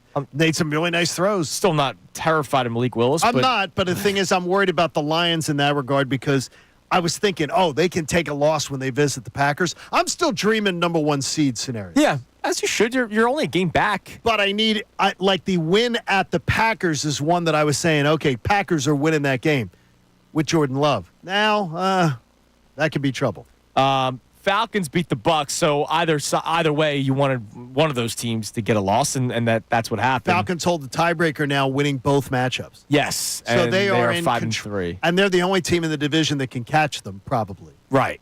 And then, I mean, the Seahawks lost, but we were never really Seahawks got. we were never but they got fearful of the thumped. Seahawks. Yeah, Bill, that 3-point line was dumb. That was one of my picks. Bills by 3. I mean, the Seahawks stink. My prediction of the Bills missing the playoffs is not looking good right now. We can revisit later. But I really thought the Bills were going to take a little bit of a nosedive. Look, I this year. thought there was a chance they were going to miss the playoffs, but to Josh Allen's credit, he threw his first interception of the season yesterday. He's got 14 touchdown He's passes and incredible. 1 pick. I said before the season started, if that team makes the playoffs, Josh Allen wins MVP. Now, Lamar Jackson's still a freak. But Lamar's MVP stuff went down a little bit yesterday. A little bit, and Josh Allen's probably goes up. And then lastly, we know what happened between the Cowboys and the 49ers, but that Commanders game, the way it ended, it scares me when there's, like, team of destiny things go your way. Like, the Lions, like you said, kind of look like that 2022 Eagles team, but the 2022 Eagles team also found ways to win every single week. The fact that they win on that Hail Mary, you go, man, there's something cooking in D.C. I was in the Kincade. We did our call. I'm watching the end of the game, and I told my wife, I said, we'll come up and watch the Netflix documentary after it's over. 25 seconds to go. Bears go up by 3 after the 2-point conversion. I turn the TV off and go upstairs, thinking that the Eagles were in first place. Nope. I look at my phone later, and I cursed. Yeah. And my wife said, what are you doing? You do not curse. What's going on? She thought something was really wrong. I said, something is really wrong. The Commanders are in first place. I'm telling you, I think they're dangerous. And now that they're 6-2, and I keep getting mocking tweets every week. Oh, yeah, the Commanders. Yeah. I had a guy saying yesterday, your hot takes, like on the Commanders. I said, if the Commanders won this weekend and the Eagles had lost, I would have thought I'm starting to look towards wild card scenarios. Commanders schedule the rest of the way. Giants, one Steelers. underdog game. One yeah, and it's game. the Eagles game.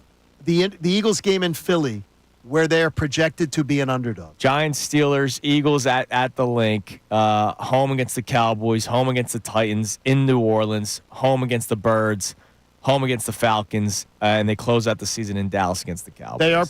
They are projected to be an underdog in one game. Pretty amazing stuff. I'm saying to you right now, just everybody, it's that's why that win was so swing game yesterday. Plus, again, you need the Commanders to drop. You need to beat them when they play in a couple weeks, and then you need them to trip up a couple times. I believe, because unless you think you're going to Baltimore and winning, which the Eagles still have to do. Yep. You know, the Commanders have already played Baltimore. Played them really tough too. They play them tough, but if the Eagles win, that's a big thing for the Birds. It would help. All right, let's go to Rick in Easton. What's up, Rick? Good stuff, guys. Hey, Baltimore and Buffalo have two problems: Andy Reid and Patrick Mahomes. Yep, always tough for them, man. You know, guys, it's great to be celebratory. You have to be when they look this good, but when you're a Phillies, Eagles fan suffering 7 rings since 1967, I still want to be cautiously optimistic. I do believe the positive side of me is saying, with this schedule, coupled with the NFC North, possibly beating each other up, Minnesota, Green Bay, and Detroit, this Eagles team could get a home field playoff game, and they could, if things fall their way, could have home field throughout, and it's a long way away. Well, you're going to get home field playoff game if you win the division.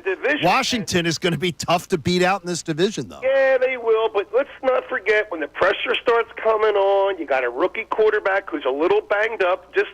They have to pump their brakes a little bit too. But here's what I want to see this Eagles team do: the defense showed up against a really good quarterback with some really good weapons. Now I want to see this Eagles offense battle, not necessarily win. I want to see them battle and score against defenses like Pittsburgh, Baltimore, and Kansas City. Then we really can think seriously, because let's face it, guys, the Phillies and the Eagles, if you're in fandom, you have 2 years now of Super Bowl or bust and World Series or bust, thanks to the Diamondbacks and the Mets. So I just think that everything looks positive right now. If this offense can battle and show they can do it against a defense like Pittsburgh, Baltimore, and Kansas City, now we have something to be seriously happy about. Absolutely, Rick, and thanks for the call, man. We honestly, appreciate it. The November defenses, Jags, Cowboys, Commanders, Rams, it's not exactly, playing a murderer's row. Right. And let's this face has it, a chance to continue. Nick Sirianni's been evident by saying, look, this is the way that it's been for these weeks. It's not our identity. He doesn't believe in identity, which I think is dumb. The last two defenses that you've played have been toward the bottom of rushing defenses. So you've been able to run the ball very well. Once you start playing teams that might be in the top half, top 10, top 5 in rushing defenses, are you a good enough run-the-ball team to still play well against those squads? They didn't run the ball spectacularly against the Browns a couple weeks ago. No, they did not. So can they keep playing Let's this put way? it that not enough. Right. Can they keep playing this way against some of the better defenses? To Rick's point, I think they need to start just growing off of what they're doing and what they're doing well. Good news, Jags give up 9 points a game more than you do on average. That's nice. That's good. Yeah, feel pretty good about that one. Yeah, I would feel pretty good there. And the Jags against the run, though, they're not terrible. Okay. And so terrible. we'll see. Do they stick with the game plan? They're much better defensively against the run than they are the pass. Do they stick with the game plan? We'll see. We'll talk about that some more coming up next. You can climb in 610-632-0975. Want to hear from you. The questions today: have the Eagles found a formula that works on offense and on defense? And will they continue to be the team that we've seen the past 2 weeks? It's Kincade and Salciunas, 97.5 The Fanatic. Now, a Birds Insider update on 97.5 The Fanatic.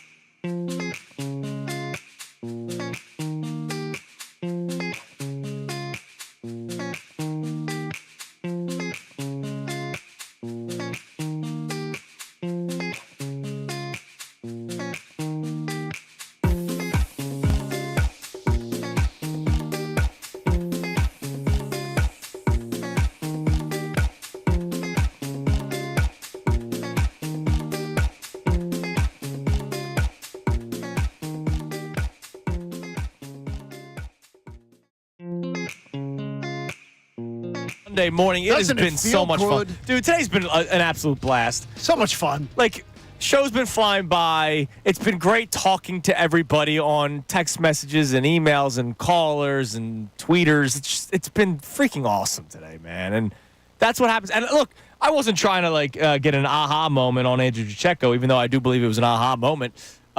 Statement wins do matter. I think they do. Not just for a fan base. You know that locker room's walking around with their chest out. Like, I get it. You win 20-16 regardless of who the opponent is. Man, we fought our asses off to win that football game. Great job, guys. But when you beat a team 37-17, and it's a team in the Cincinnati Bengals that a lot of people were saying this is when the run was about to start, and you shut that down on their turf. Look, I would have taken a 3-point victory yesterday, right? But the fact that you beat them up and the previous week, and that's why I kind of said what I said to Andrew earlier when we had him on, they beat the Giants 28-3, and they had a different spunk to them in that locker room because they beat up on an opponent. Statement wins don't just matter for us, and it's something to talk about and something to be excited about. I mean, we've all played sports. If you win a game 1-0, yeah, you're high-fiving. You beat the doors off a team 10-0 in baseball, you're going, man, we raked today. Like, there's a different attitude to it. I'm looking at the text. If I could just have my daughter's text from a football game, which are so much fun. She's very emotional. Yes, she is. During a game, and she's just like, she goes, oh, it looks like little Joey's about to cry on the sidelines. He's still super hot, though. These are the kind of insights you get from. That's good. You know, he's still super hot, but she loved the fact that little Joey looked like he was going to cry. They just took him away. He didn't get to touch the ball. No. When you tick off that much clock, 7.5 minutes on that second to last drive, the final drive the starters on, and that's when you ice it. Unbelievable. Oh, it was spectacular. All right, what do we have on the text line, B-Gun? You can text it. You can call in 610-632-0975. Yeah, we got Dell in Drexel Hill saying maybe the identity is Nick learning to get out of his own way. As a head coach, being a leader means not being the smartest in the room at all times, but serving your teams in the most successful ways possible. If Kellen Moore is calling 95% of the plays of those plays yesterday, that means Nick is learning to go as he sees, and that's a great win. Go Birds. Yeah. I love that attitude. Love that. It's because I wasn't ripping Nick. And the big thing is that it doesn't have to be it. Like Andy Reid is considered one of the greatest coaches of all time, right? Mm-hmm. Yes.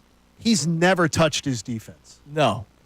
That's why he let Spags just have all the work. And he let Jim Johnson do it. He let and look, you can be a great coach and you don't have to be this like master genius about everything. Right. And I think that Nick Sirianni, a young coach, can still learn. And look, I think he is learning.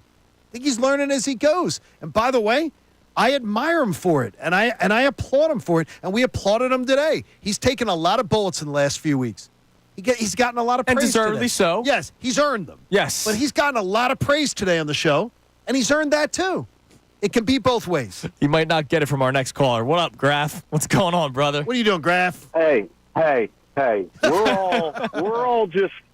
We're all just flowers out here in this field, right? Oh, yeah, man, the flower speech. Yeah. That took over the world a couple of years ago. Yeah, we're all just flowers, Andrew. And if the Giants were the water, then, as I was dying of thirst, then that game yesterday was the sunlight, a nice, beautiful, sunny day. Could have been a nice little fertilizer, too, Oh, yeah, this call seems like a lot of fertilizer. Come on, Graf. Listen, man. I'm optimistic, hopefully optimistic, because that was a hell of a team win, man. They came out and they did what they needed to do. That was a great game. Jalen Hurts looked great. I feel bad for Saquon because he's so humble that he's willing to just, hand touchdowns to Jalen Hurts. I sort of feel that way, too. Yeah, and I feel bad for anyone who's got Saquon on their fantasy team because he's not going to be getting touchdowns this year. I think Saquon, with all the work that he's done, I think on some of these 1-yarders deserves to get the ball. Yeah, I really do. Quarterback. Line him up as quarterback and put Jalen behind him. You want Hurts to be pushing the tush? Why not, dude? Why not? They'll squat like 600 Man, no. pounds. You know what I want to see them do? Just line up and hand it to Saquon and ask him to get 1 yard. Hey, I mean, come on. If it's working, don't, I if it ain't broke, don't fix it. I don't understand. No, you're the man. We appreciate the call as always. I wish. Look, you got to send. It is flowers today to Nick Sirianni. Yes. And you know what I say? When you bring the fire, the torches and the pitchforks, you got to have the same energy about bringing the praise when he earns it. Yes. And he's earned it. Barkley has 5 touchdowns this year rushing on the ground. Yes. 1 receiving, right? Yes. So because he had 3 in the Packers I think it's a joke that he doesn't get more opportunity. I really do. Jalen's getting his. Yeah, it's great. He's getting his, and he's on my fantasy teams. I'm not hating selfish it. bastard. I'm not hating it. All right, coming up next, we reset the show. We hear more from you on a celebratory Monday. But I also have a question now that we have some more information. We discussed this last week. It was a point that Connor tried to make. Connor out today. He'll be back tomorrow. But now that we have more information, maybe we will have more people on our side, John. Can you continue to win this way with this style of offense? It's Kincade Salciunas, 97.5 The Fanatic. Fanatic Sports Update. Monday morning is always.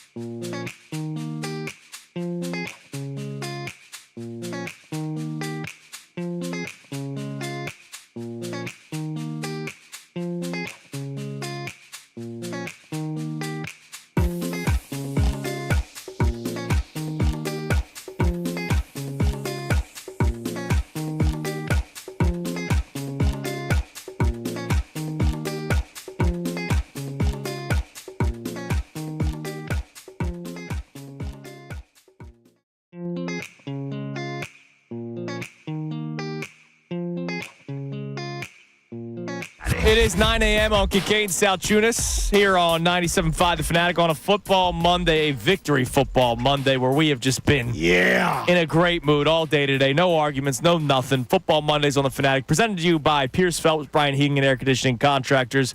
Visit nopaybryant.com. I saw a tweet from Anthony DeBona about Quinyon Mitchell yesterday. Per Next Gen Stats, he allowed 2 receptions on 2 targets for 12 yards against the Bengals. Through his first 7 career starts, Mitchell has allowed just 18 receptions on 35 targets for 224 yards and 0 touchdowns.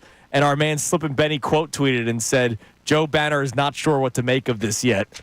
Because if you remember last week, Joe Banner put out that weird tweet. Yeah, Joe Banner. That Quinyon Mitchell, there's a couple of teams don't think he's doing all that well. Oh, no, there were 6. 6? Oh, no, he said like half. No, I thought he said 6 that he talked to.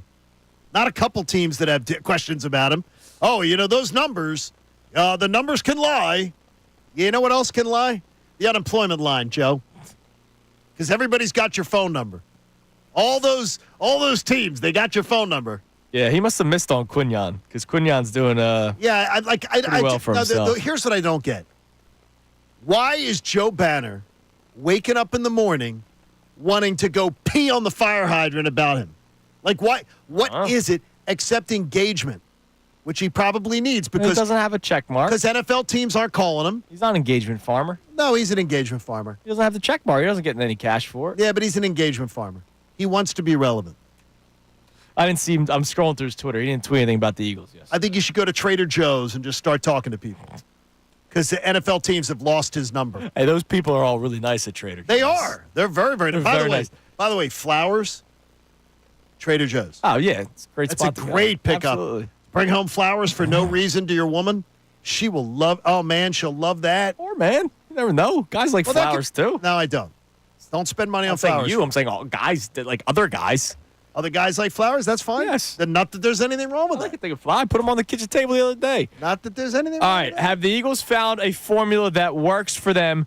Offense, defense, you can answer both. You can answer one or the other. And will they continue to be the team that we've seen the past 2 weeks? So that opens up another topic that I want to ask you guys about. And we'll get to your texts and calls momentarily at 610-632-0975.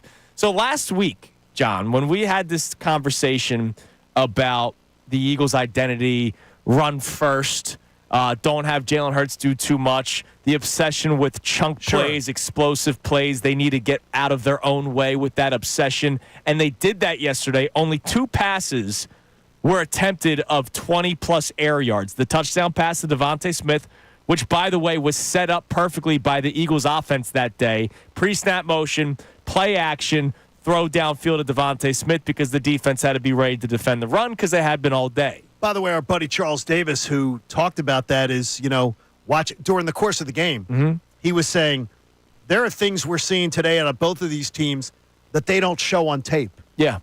And that the Eagles were setting, he even said at one point, it's almost like they're setting something up here. And then boom. And then they did. They set up that big play downfield. So Connor, who's been away for his brother's wedding, he'll be back tomorrow. That's why Brendan Gunn is producing the show so well today. Wally Pipp, watch out. Connor said to us that he doesn't know if you can win this way, which I think is a fair question. Not win this way, talking about October. He's talking about, January and February. Can you win when Jalen Hurts is attempting 20 passes, when you're going to go up against guys like Jared Goff in the potential NFC Championship game, the 49ers offense, if they're clicking and healthy, eventually the Super Bowl against Patrick Mahomes and the Kansas City Chiefs? How is Jared Goff winning right now? The same way Jalen Hurts won yesterday. Correct. So, yes, you can win this way.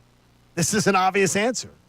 The Detroit Lions are showing you can dominate the NFC by playing this way. And the Eagles showed you this in 2022. And the Lions played this way in their playoff game last year. Dan Campbell coached a horrible game against the 49ers last year. He did. If he coaches the way he normally would, they win that football game. And it's not like they had Jared Goff drop back 40 times. He had 2 opportunities for an easy field goal that would have won them the game eventually. Yes. Gunnar, you look like you have a glazed look on your face, more than usual. Well, it's going to sound ridiculous coming off 2 20-point wins in a row, but does playing that kind of line of football kind of lend itself to playing close games? Like, that game didn't get out of hand until later in the game when you needed the turnovers. You kind of need everything to go perfectly if you're going to play that clock management kind of control. You need to finish off the drive, score a touchdown. You can't settle for field goals, and you need those timely turnovers. You settled for a field goal in your first drive, and you won the football game. That is fair, but you needed to go down and take the lead a little bit later in the first half. Yeah, you did. And then you needed that interception, or else you needed a missed field goal. You need kind of things, everything to go your way. If you're down 14, 17 and nothing, yeah, of course you're going to start dropping back to pass. But one of the things that I don't like that the Eagles do, and I believe they did it yesterday as well, is the early panic. I can't believe that second drive. They go down 10-3. You're 10-3. You're down one score. And you go pass. Pass. Got to do it. Got to pass. I don't get it. Like, I understand, Brendan, where you're coming from. I understand where Connor comes from. But I also have to make the case. Like, all right, let's say Joel Embiid doesn't have the mid-range game that he has, but he's dominant down low. Why would you tell him to start shooting threes or shooting mid-range? Because I always wonder why he's shooting threes. Like, if a team's good at certain things, why not try to do that? If a team is not as good at certain things, why try to do it just because you feel the need that you have to? I'm not saying Jalen Hurts can't throw a deep ball. But why complicate it? Exactly. Like, Jalen Hurts throws a beautiful deep ball. We saw that yesterday with that touchdown pass to Devontae Smith.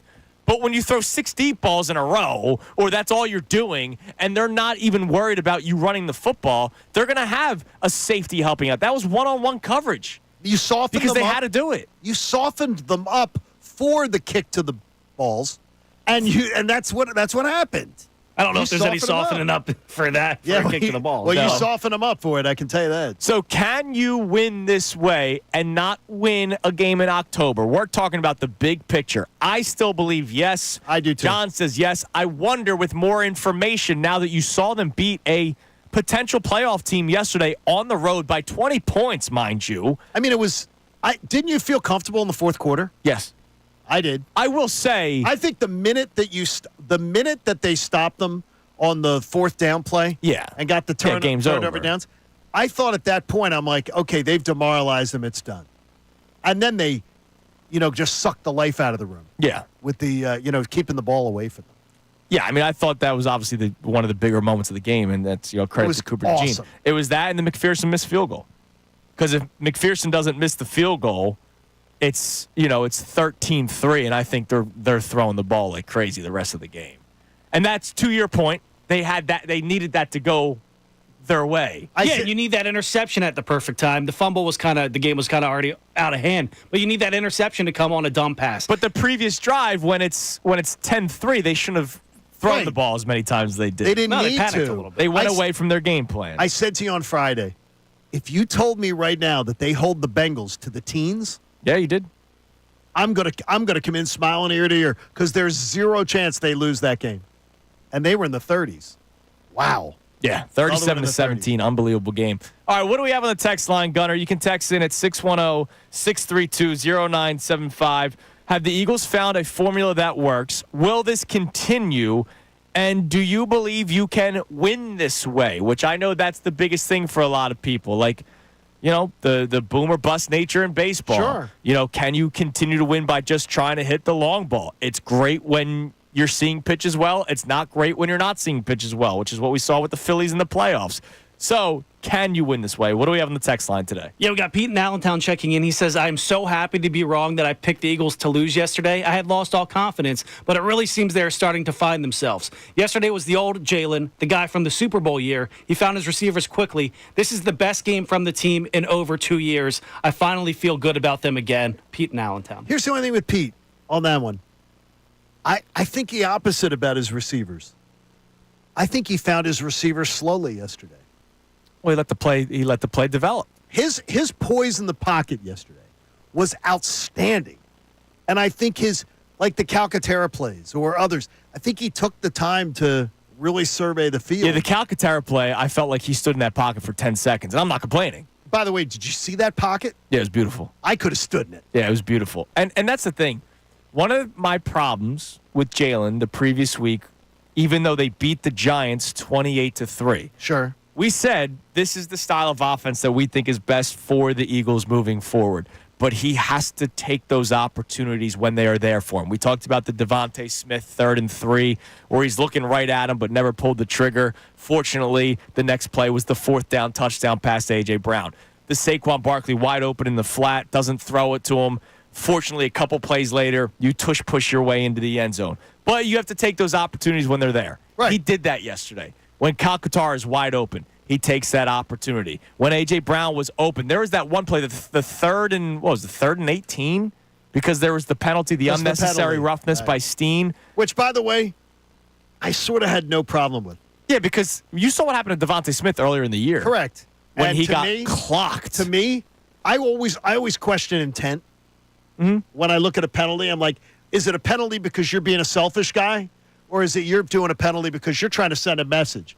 Tyler Steen, I like it. Yeah. That's defend your man. Now, it could have killed the drive It could if they have. didn't convert that 3rd and 18. But to Jalen's credit, he found an open receiver. He did. And threw it. And it was not the middle of the field in between the hash marks, but it was more toward the middle than toward the sideline. Like Jalen Hurts took opportunities yesterday, found open receivers, didn't try to go for the big play every single time. And that's when we go back to the game manager conversation. There's a lot of people, not everybody, but a lot of people take it as a slight. It's not. Game manager isn't always the 50-50 ball or trying to make the big play. Oh, there's a guy open 6-yard route instead of me waiting for the 30-yard route to develop. Let me take the guy for 6 yards, especially because there's open field in front of him. That 6-yard route might become a 15 to 20-yard completion. It could be that Jalen's just getting more comfortable in Kellen Moore's system.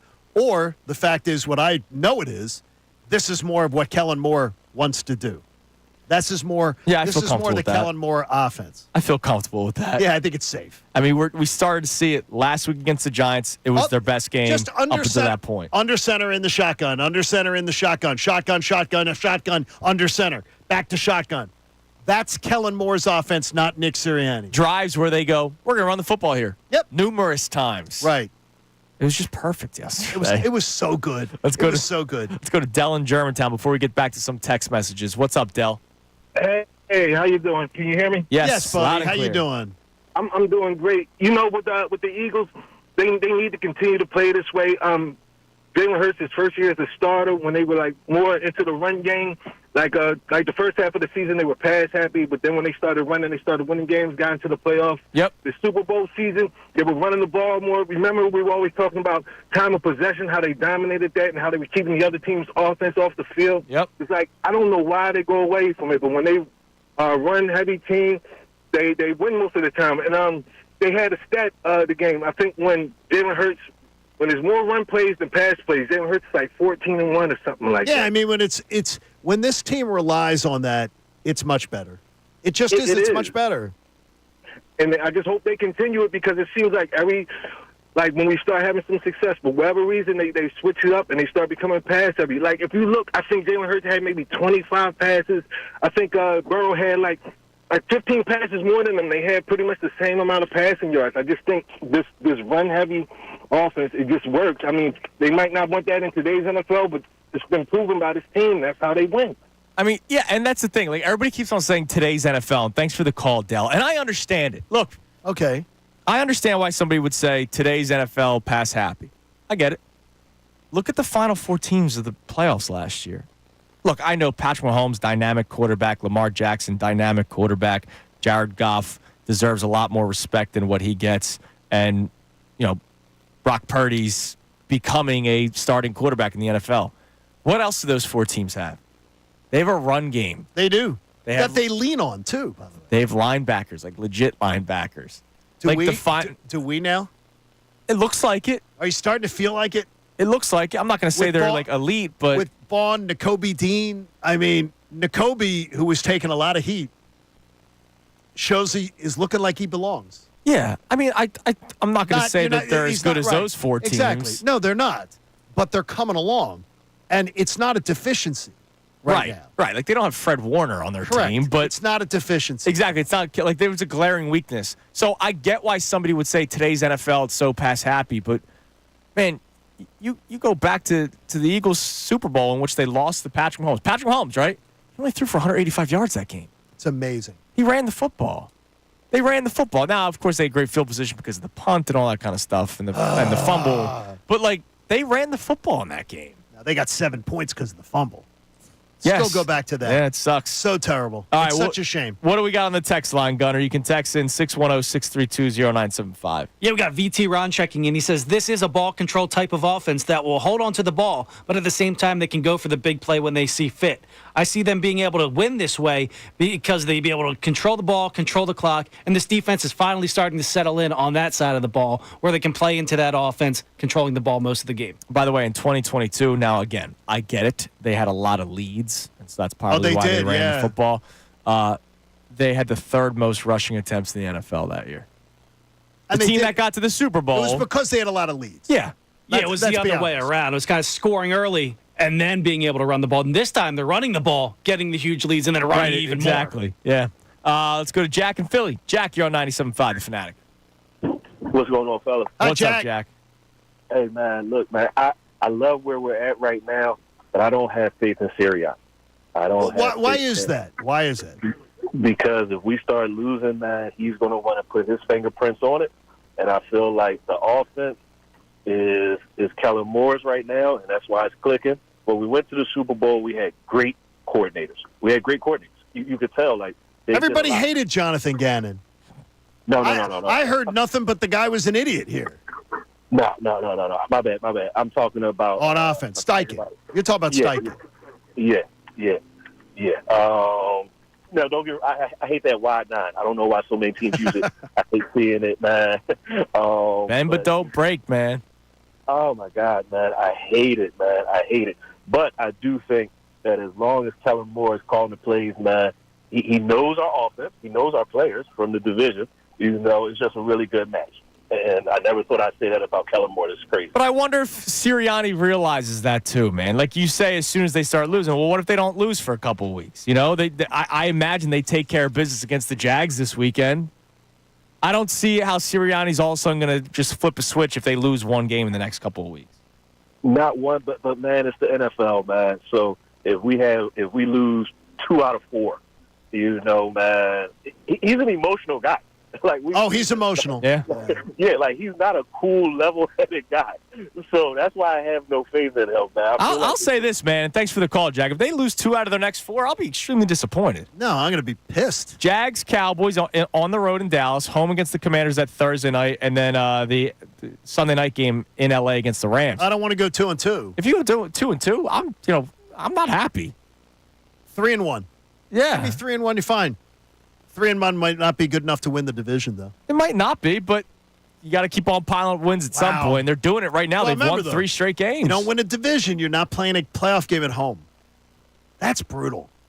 That's brutal. And it is extremely rare that you have any shot at going to the Super Bowl. Yep. It is extremely rare, but hopefully this team's a little bit different. All right, you could text in. You could call in 610-632-0975. Coming up next, I read something interesting this morning from your buddy Jeff Kerr. Like Jeff. So they do this every single week on CBS. I don't know if it's always Jeff who does the piece, but I know this is a piece that they do every single week. They make a statement. Okay. Like 10 statements, and then whoever is authoring the story says whether it's fact or an overreaction. Okay. And there was one about the Philadelphia Eagles. Well, one about the Commanders, and clearly that affects the Eagles. The statement, the Commanders are the best team in the NFC East. I will tell you what Jeff Kerr had to say, but I want to get your answers as well. John, Brendan, myself, and of course yours as well at 610-632-0975. And then we'll let you know what Jeff wrote about it. It is Kincade and Salciunas on a victory Monday morning, a positive victory Monday morning. That is just beautiful. Kincade and Salciunas, 97.5, The Fanatic.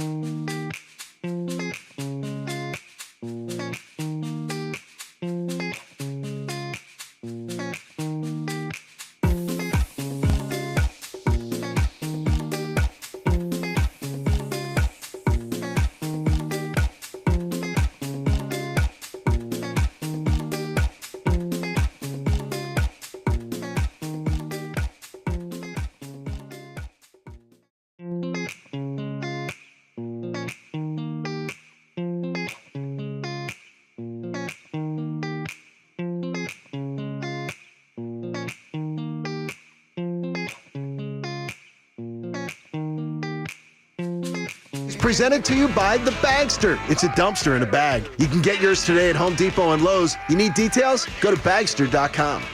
It is 9:30 on Kincade Salciunas, 97.5 The Fanatic.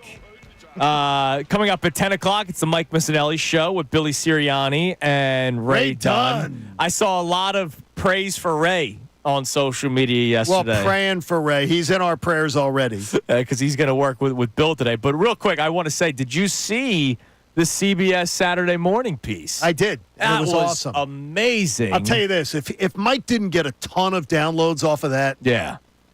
And great job. Dana Jacobson's awesome. I worked with Dana at ESPN and at CBS. That's right. Yeah. And she was such a great lady. Now, you know, she marries the play-by-play man of the Celtics.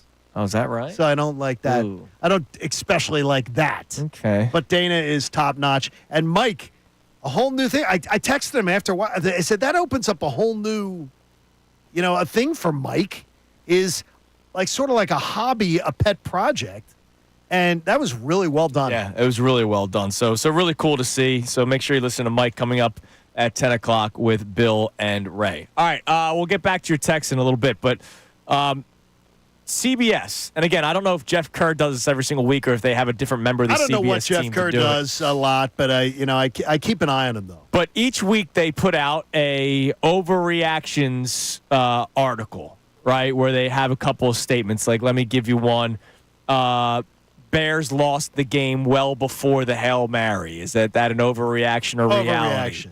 Jaden Daniels is the best quarterback in the NFC East. Overreaction. Bills will clinch the AFC East by the start of December. Not an overreaction. And you're on board with Jeff Kerr for all of these. I think I'm sort of there, yeah. The statement that I want to react to, and you know what? I didn't see the Jaden Daniels one, so let's expand on that one in a little bit as well. But the first one was the Commanders are the best team in the NFC East. Yes. Overreaction or reality? John? Yes. You say reality. Right now, body of work, whole season, reality. I'm going to go overreaction. Okay. Because Why? I think the Eagles are just getting into form, and I think their ceiling is much higher than the Commanders. Their ceiling is higher. I absolutely believe it. But the best team in the NFC East, what is the question? What's the wording again? Commanders are best team in the NFC East. Not right now. Like, they are the best team in the NFC East. Yeah, there's like projections in some of those. Yeah. So they're saying I the don't Bills consider that win. a projection. I consider that like right now is that like the Commanders. I get it all the time for you. The Commanders being in first is a fluke. It's not a fluke. But I do think at some point the Eagles surpass them. I hope so. Like, because some of these are projections right now. Some of these are projections. One of them are the Ravens lost AFC North with blunder against the Browns. How about this? Unless they collapse, It's going to be hard to win. It's going to be hard to win the NFC East. So much of the conversation is the Commanders have an easy schedule. So if they were playing the same teams that the Eagles were playing, do you think they'd win all those games too, or no? Because I don't think they're the best team on paper. They just may have an easier schedule. That could be true. It could very well be. So would you say reality or overreaction? The statement, Brendan, Commanders are the best team in the NFC East. That's an overreaction to me. I still think it's the Eagles, and I don't think 2 months of football is going to change that. There's going to be a book that's going to be solved on Jaden Daniels at some point this season. Right now, he's playing well. So this season, it's going to be solved. I wouldn't put it past Vic Fangio to go out there and shut him down. That could be. And that could happen twice, and then you win the division. Remember, though, I'm just telling you, 9 games to go in the season. They're projected to be an underdog in 1. So the Eagles can't trip up. Like, the Eagles still have to play Baltimore. Yeah. The Eagles still have to travel and play the Rams. Well, that's what I mean. Are they the best team on paper, or are they just an easier schedule? Like, Jeff Kerr's projection kind of says they're the best team. Right. Like if the Commanders finish with 12 wins and the Eagles finish with 11, okay, the Commanders won the division, but are they the better team? Right? It's like one of those kind of deals. You know what I mean? I got to tell you. Well, here's what Jeff wrote. I hate it when people use that rationale. That's just me. I just think you don't make your schedule, and you go out there and you boat race teams. Like when they played the Cleveland Browns, they went out and boat raced them. Well, then there's one easy way to find out. When they play head-to-head. We're going to find out in a couple weeks. And we find out Thursday. On a short week, November 14th. Next 2 Thursdays from now. And then when do they play each other again? They play December 22nd. Okay, so a month will be removed between the 2 matchups. See, that's why it's great to have the schedule grid. I can just look right at it, see? Here's what Jeff wrote on CBS. He agrees with Brendan and I that it is a overreaction. He writes, the Commanders are 6-2 after their incredible win over the Bears and off to their best start since 2008. Washington has been rejuvenated thanks to the play of Daniels, but are the Commanders the best team in the NFC East? Even with the walk-off win by virtue of the Hail Mary, that kept the Commanders in first place. The Eagles are right behind Washington with a 5-2 record, and Washington still has to play Philadelphia twice.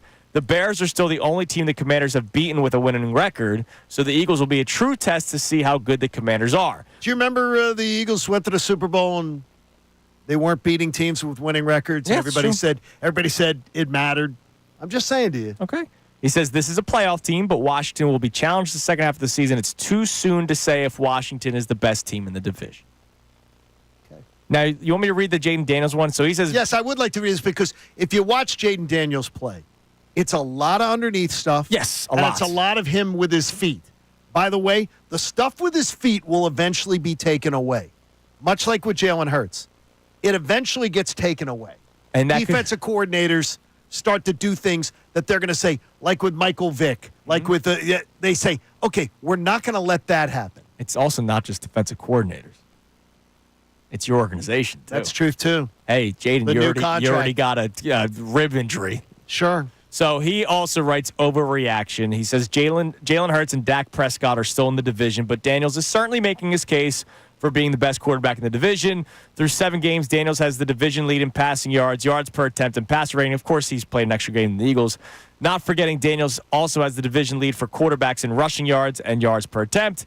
Daniels is a difference maker and a franchise quarterback. Is he the best quarterback in the NFC East already? He's making the case, but we'll have to beat Hurts and Prescott over the next month to stake that claim. Daniels is certainly the most explosive player in the division thus far, and yes, that includes Saquon Barkley and A.J. Brown. We got plans on Thanksgiving.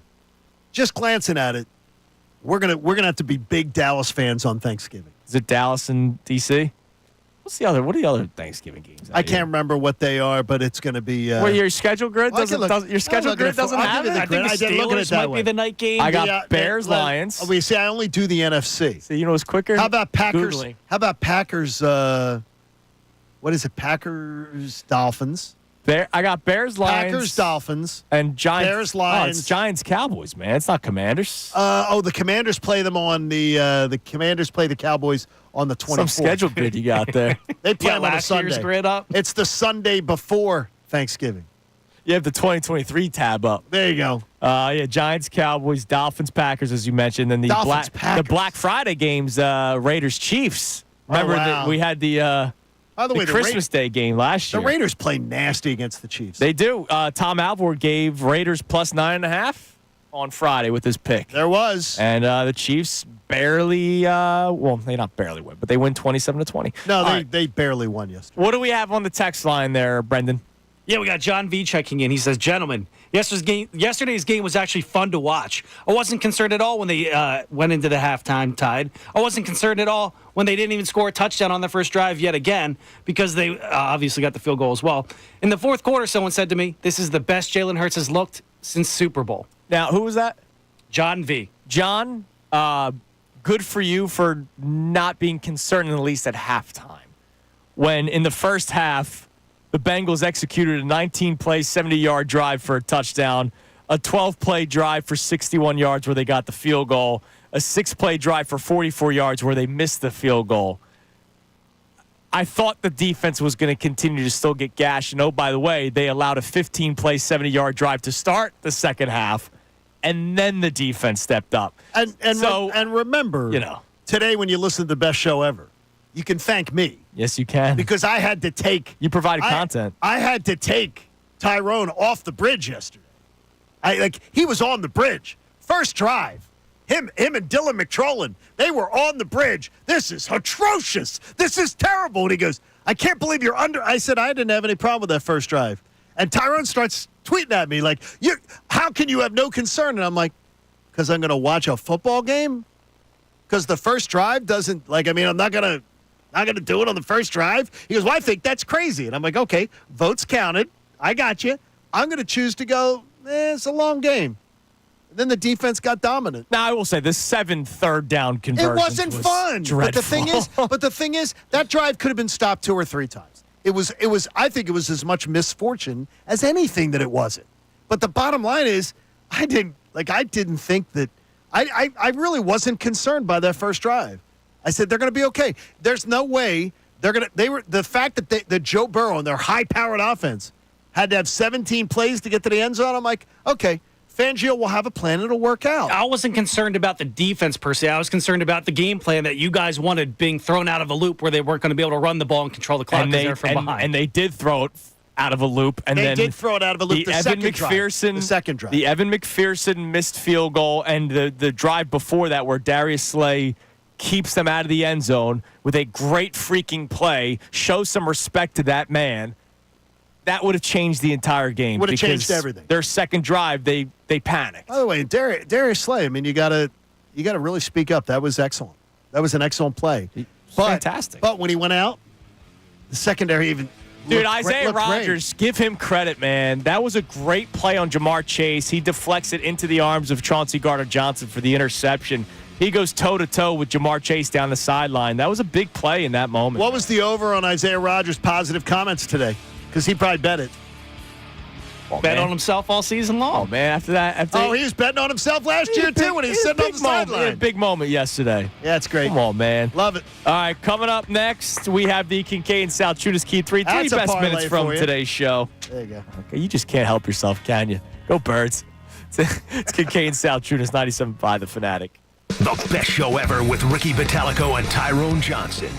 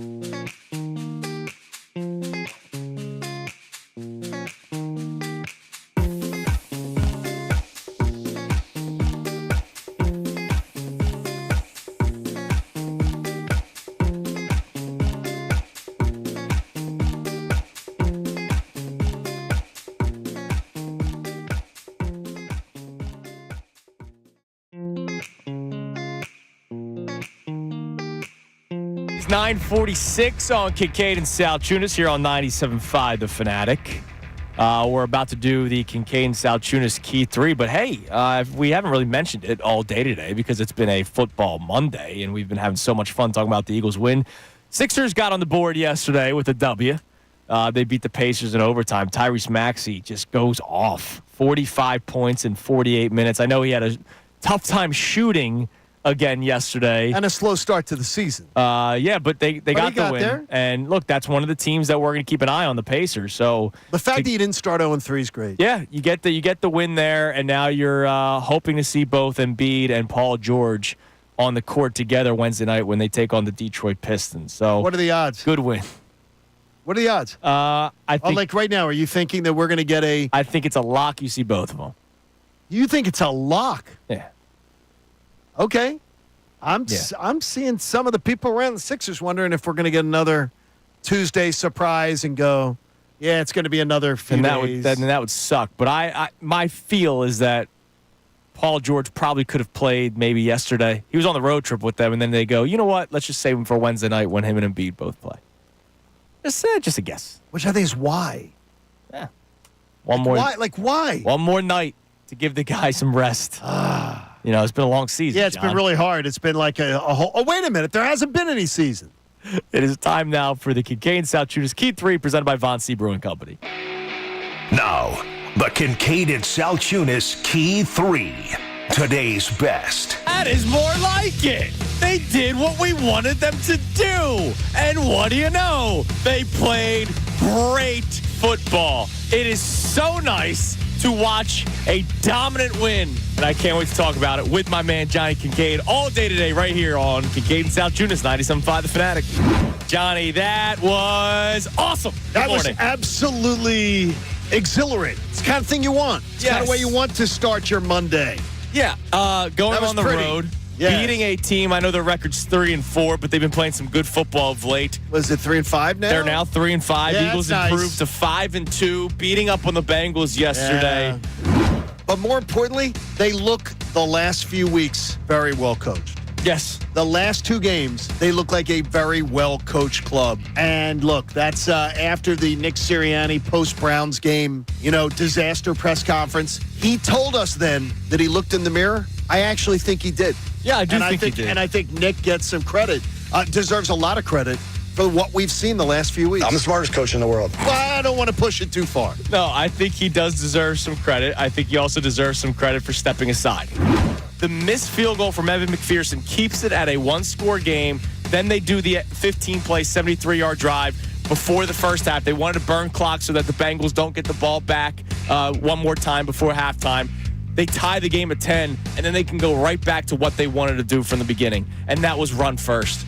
That was one of the biggest moments of the game, was the fact that McPherson misses that field goal. The Eagles burn the clock smartly. Like Nick Sirianni deserves credit for that. He does, absolutely does. Burn the clock so Cincinnati doesn't have a chance before halftime. You burn the clock, you score the touchdown, you tie it at 10, and then to start the second half, you can go right back to what your game plan was originally. And my thing is, you can't say a couple weeks ago, hey, don't worry, guys, we haven't found our identity yet. Teams don't know their identity 4 weeks into a season. Come on. And then just 2-3 weeks later say, identity is overblown.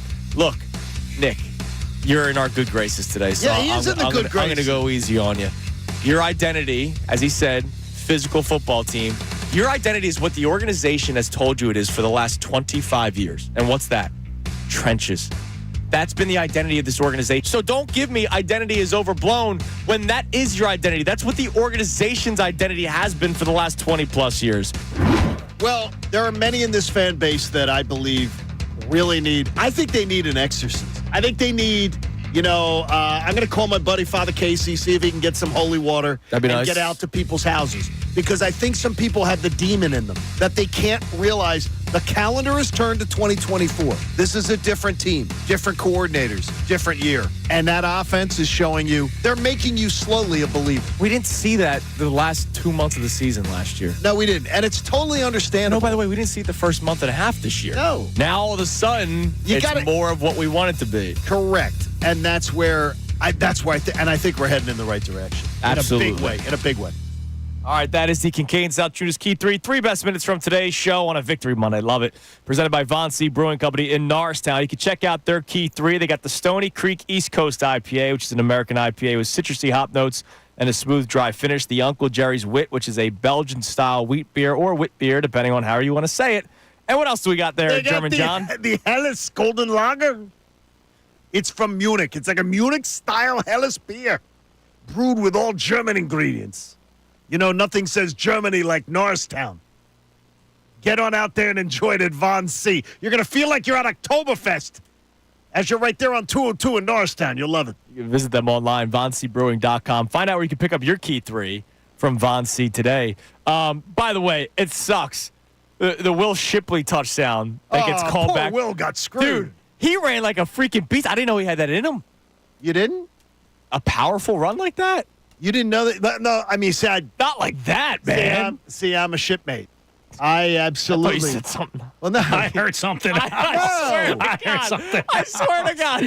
No, the shipmates were down at Clemson. I heard it again. No, the shipmates were down at Clemson. They wore the little sailor hats and everything like that. I'm a shipmate. I'm ready for that. I want Will to get that touchdown back. In fact, I want him to get it on Sunday against the Jacksonville Jaguars, which is going to piss me off all week as people go Jaguars. What? They're the What is going on? I will hear Jaguars. Who the hell calls them the I will hear it Jaguars? pronounced. They're the Jaguars. Jaguars. Okay. Jaguars. They're not the Jaguars. But who says Jaguars? Yes, I'm going to hear it mispronounced 3 different ways all week long. We're from Philadelphia. We fight. Come on, man. Come you on know, now. you know we're We going to say fight. things wrong. Yeah, no one likes us. We don't care, right? Yeah. Lie. I was just stop. The shipmate just kind of threw me off for a loop a little bit there. You got to get you a little sailor's cap and you can be a shipmate.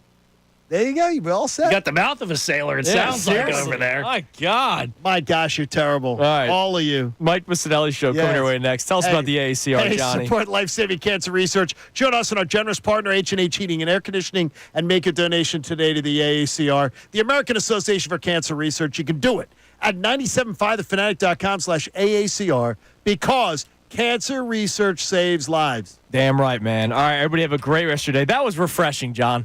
It was so much fun. Like last week was refreshing, but this week is great. This week they beat the Bengals. So for the people that did the whole, it's just the Giants. What about now, man? Like this was a great win and swing game, swing state, swing game. It was a good one for the Philadelphia Eagles. But no political ads from us. No, absolutely not. All right, Mike Missanelli Show coming your way next with Bill Colarulo and Ray Dunn. We'll talk to you tomorrow morning. Connor Thomas will be back from his brother.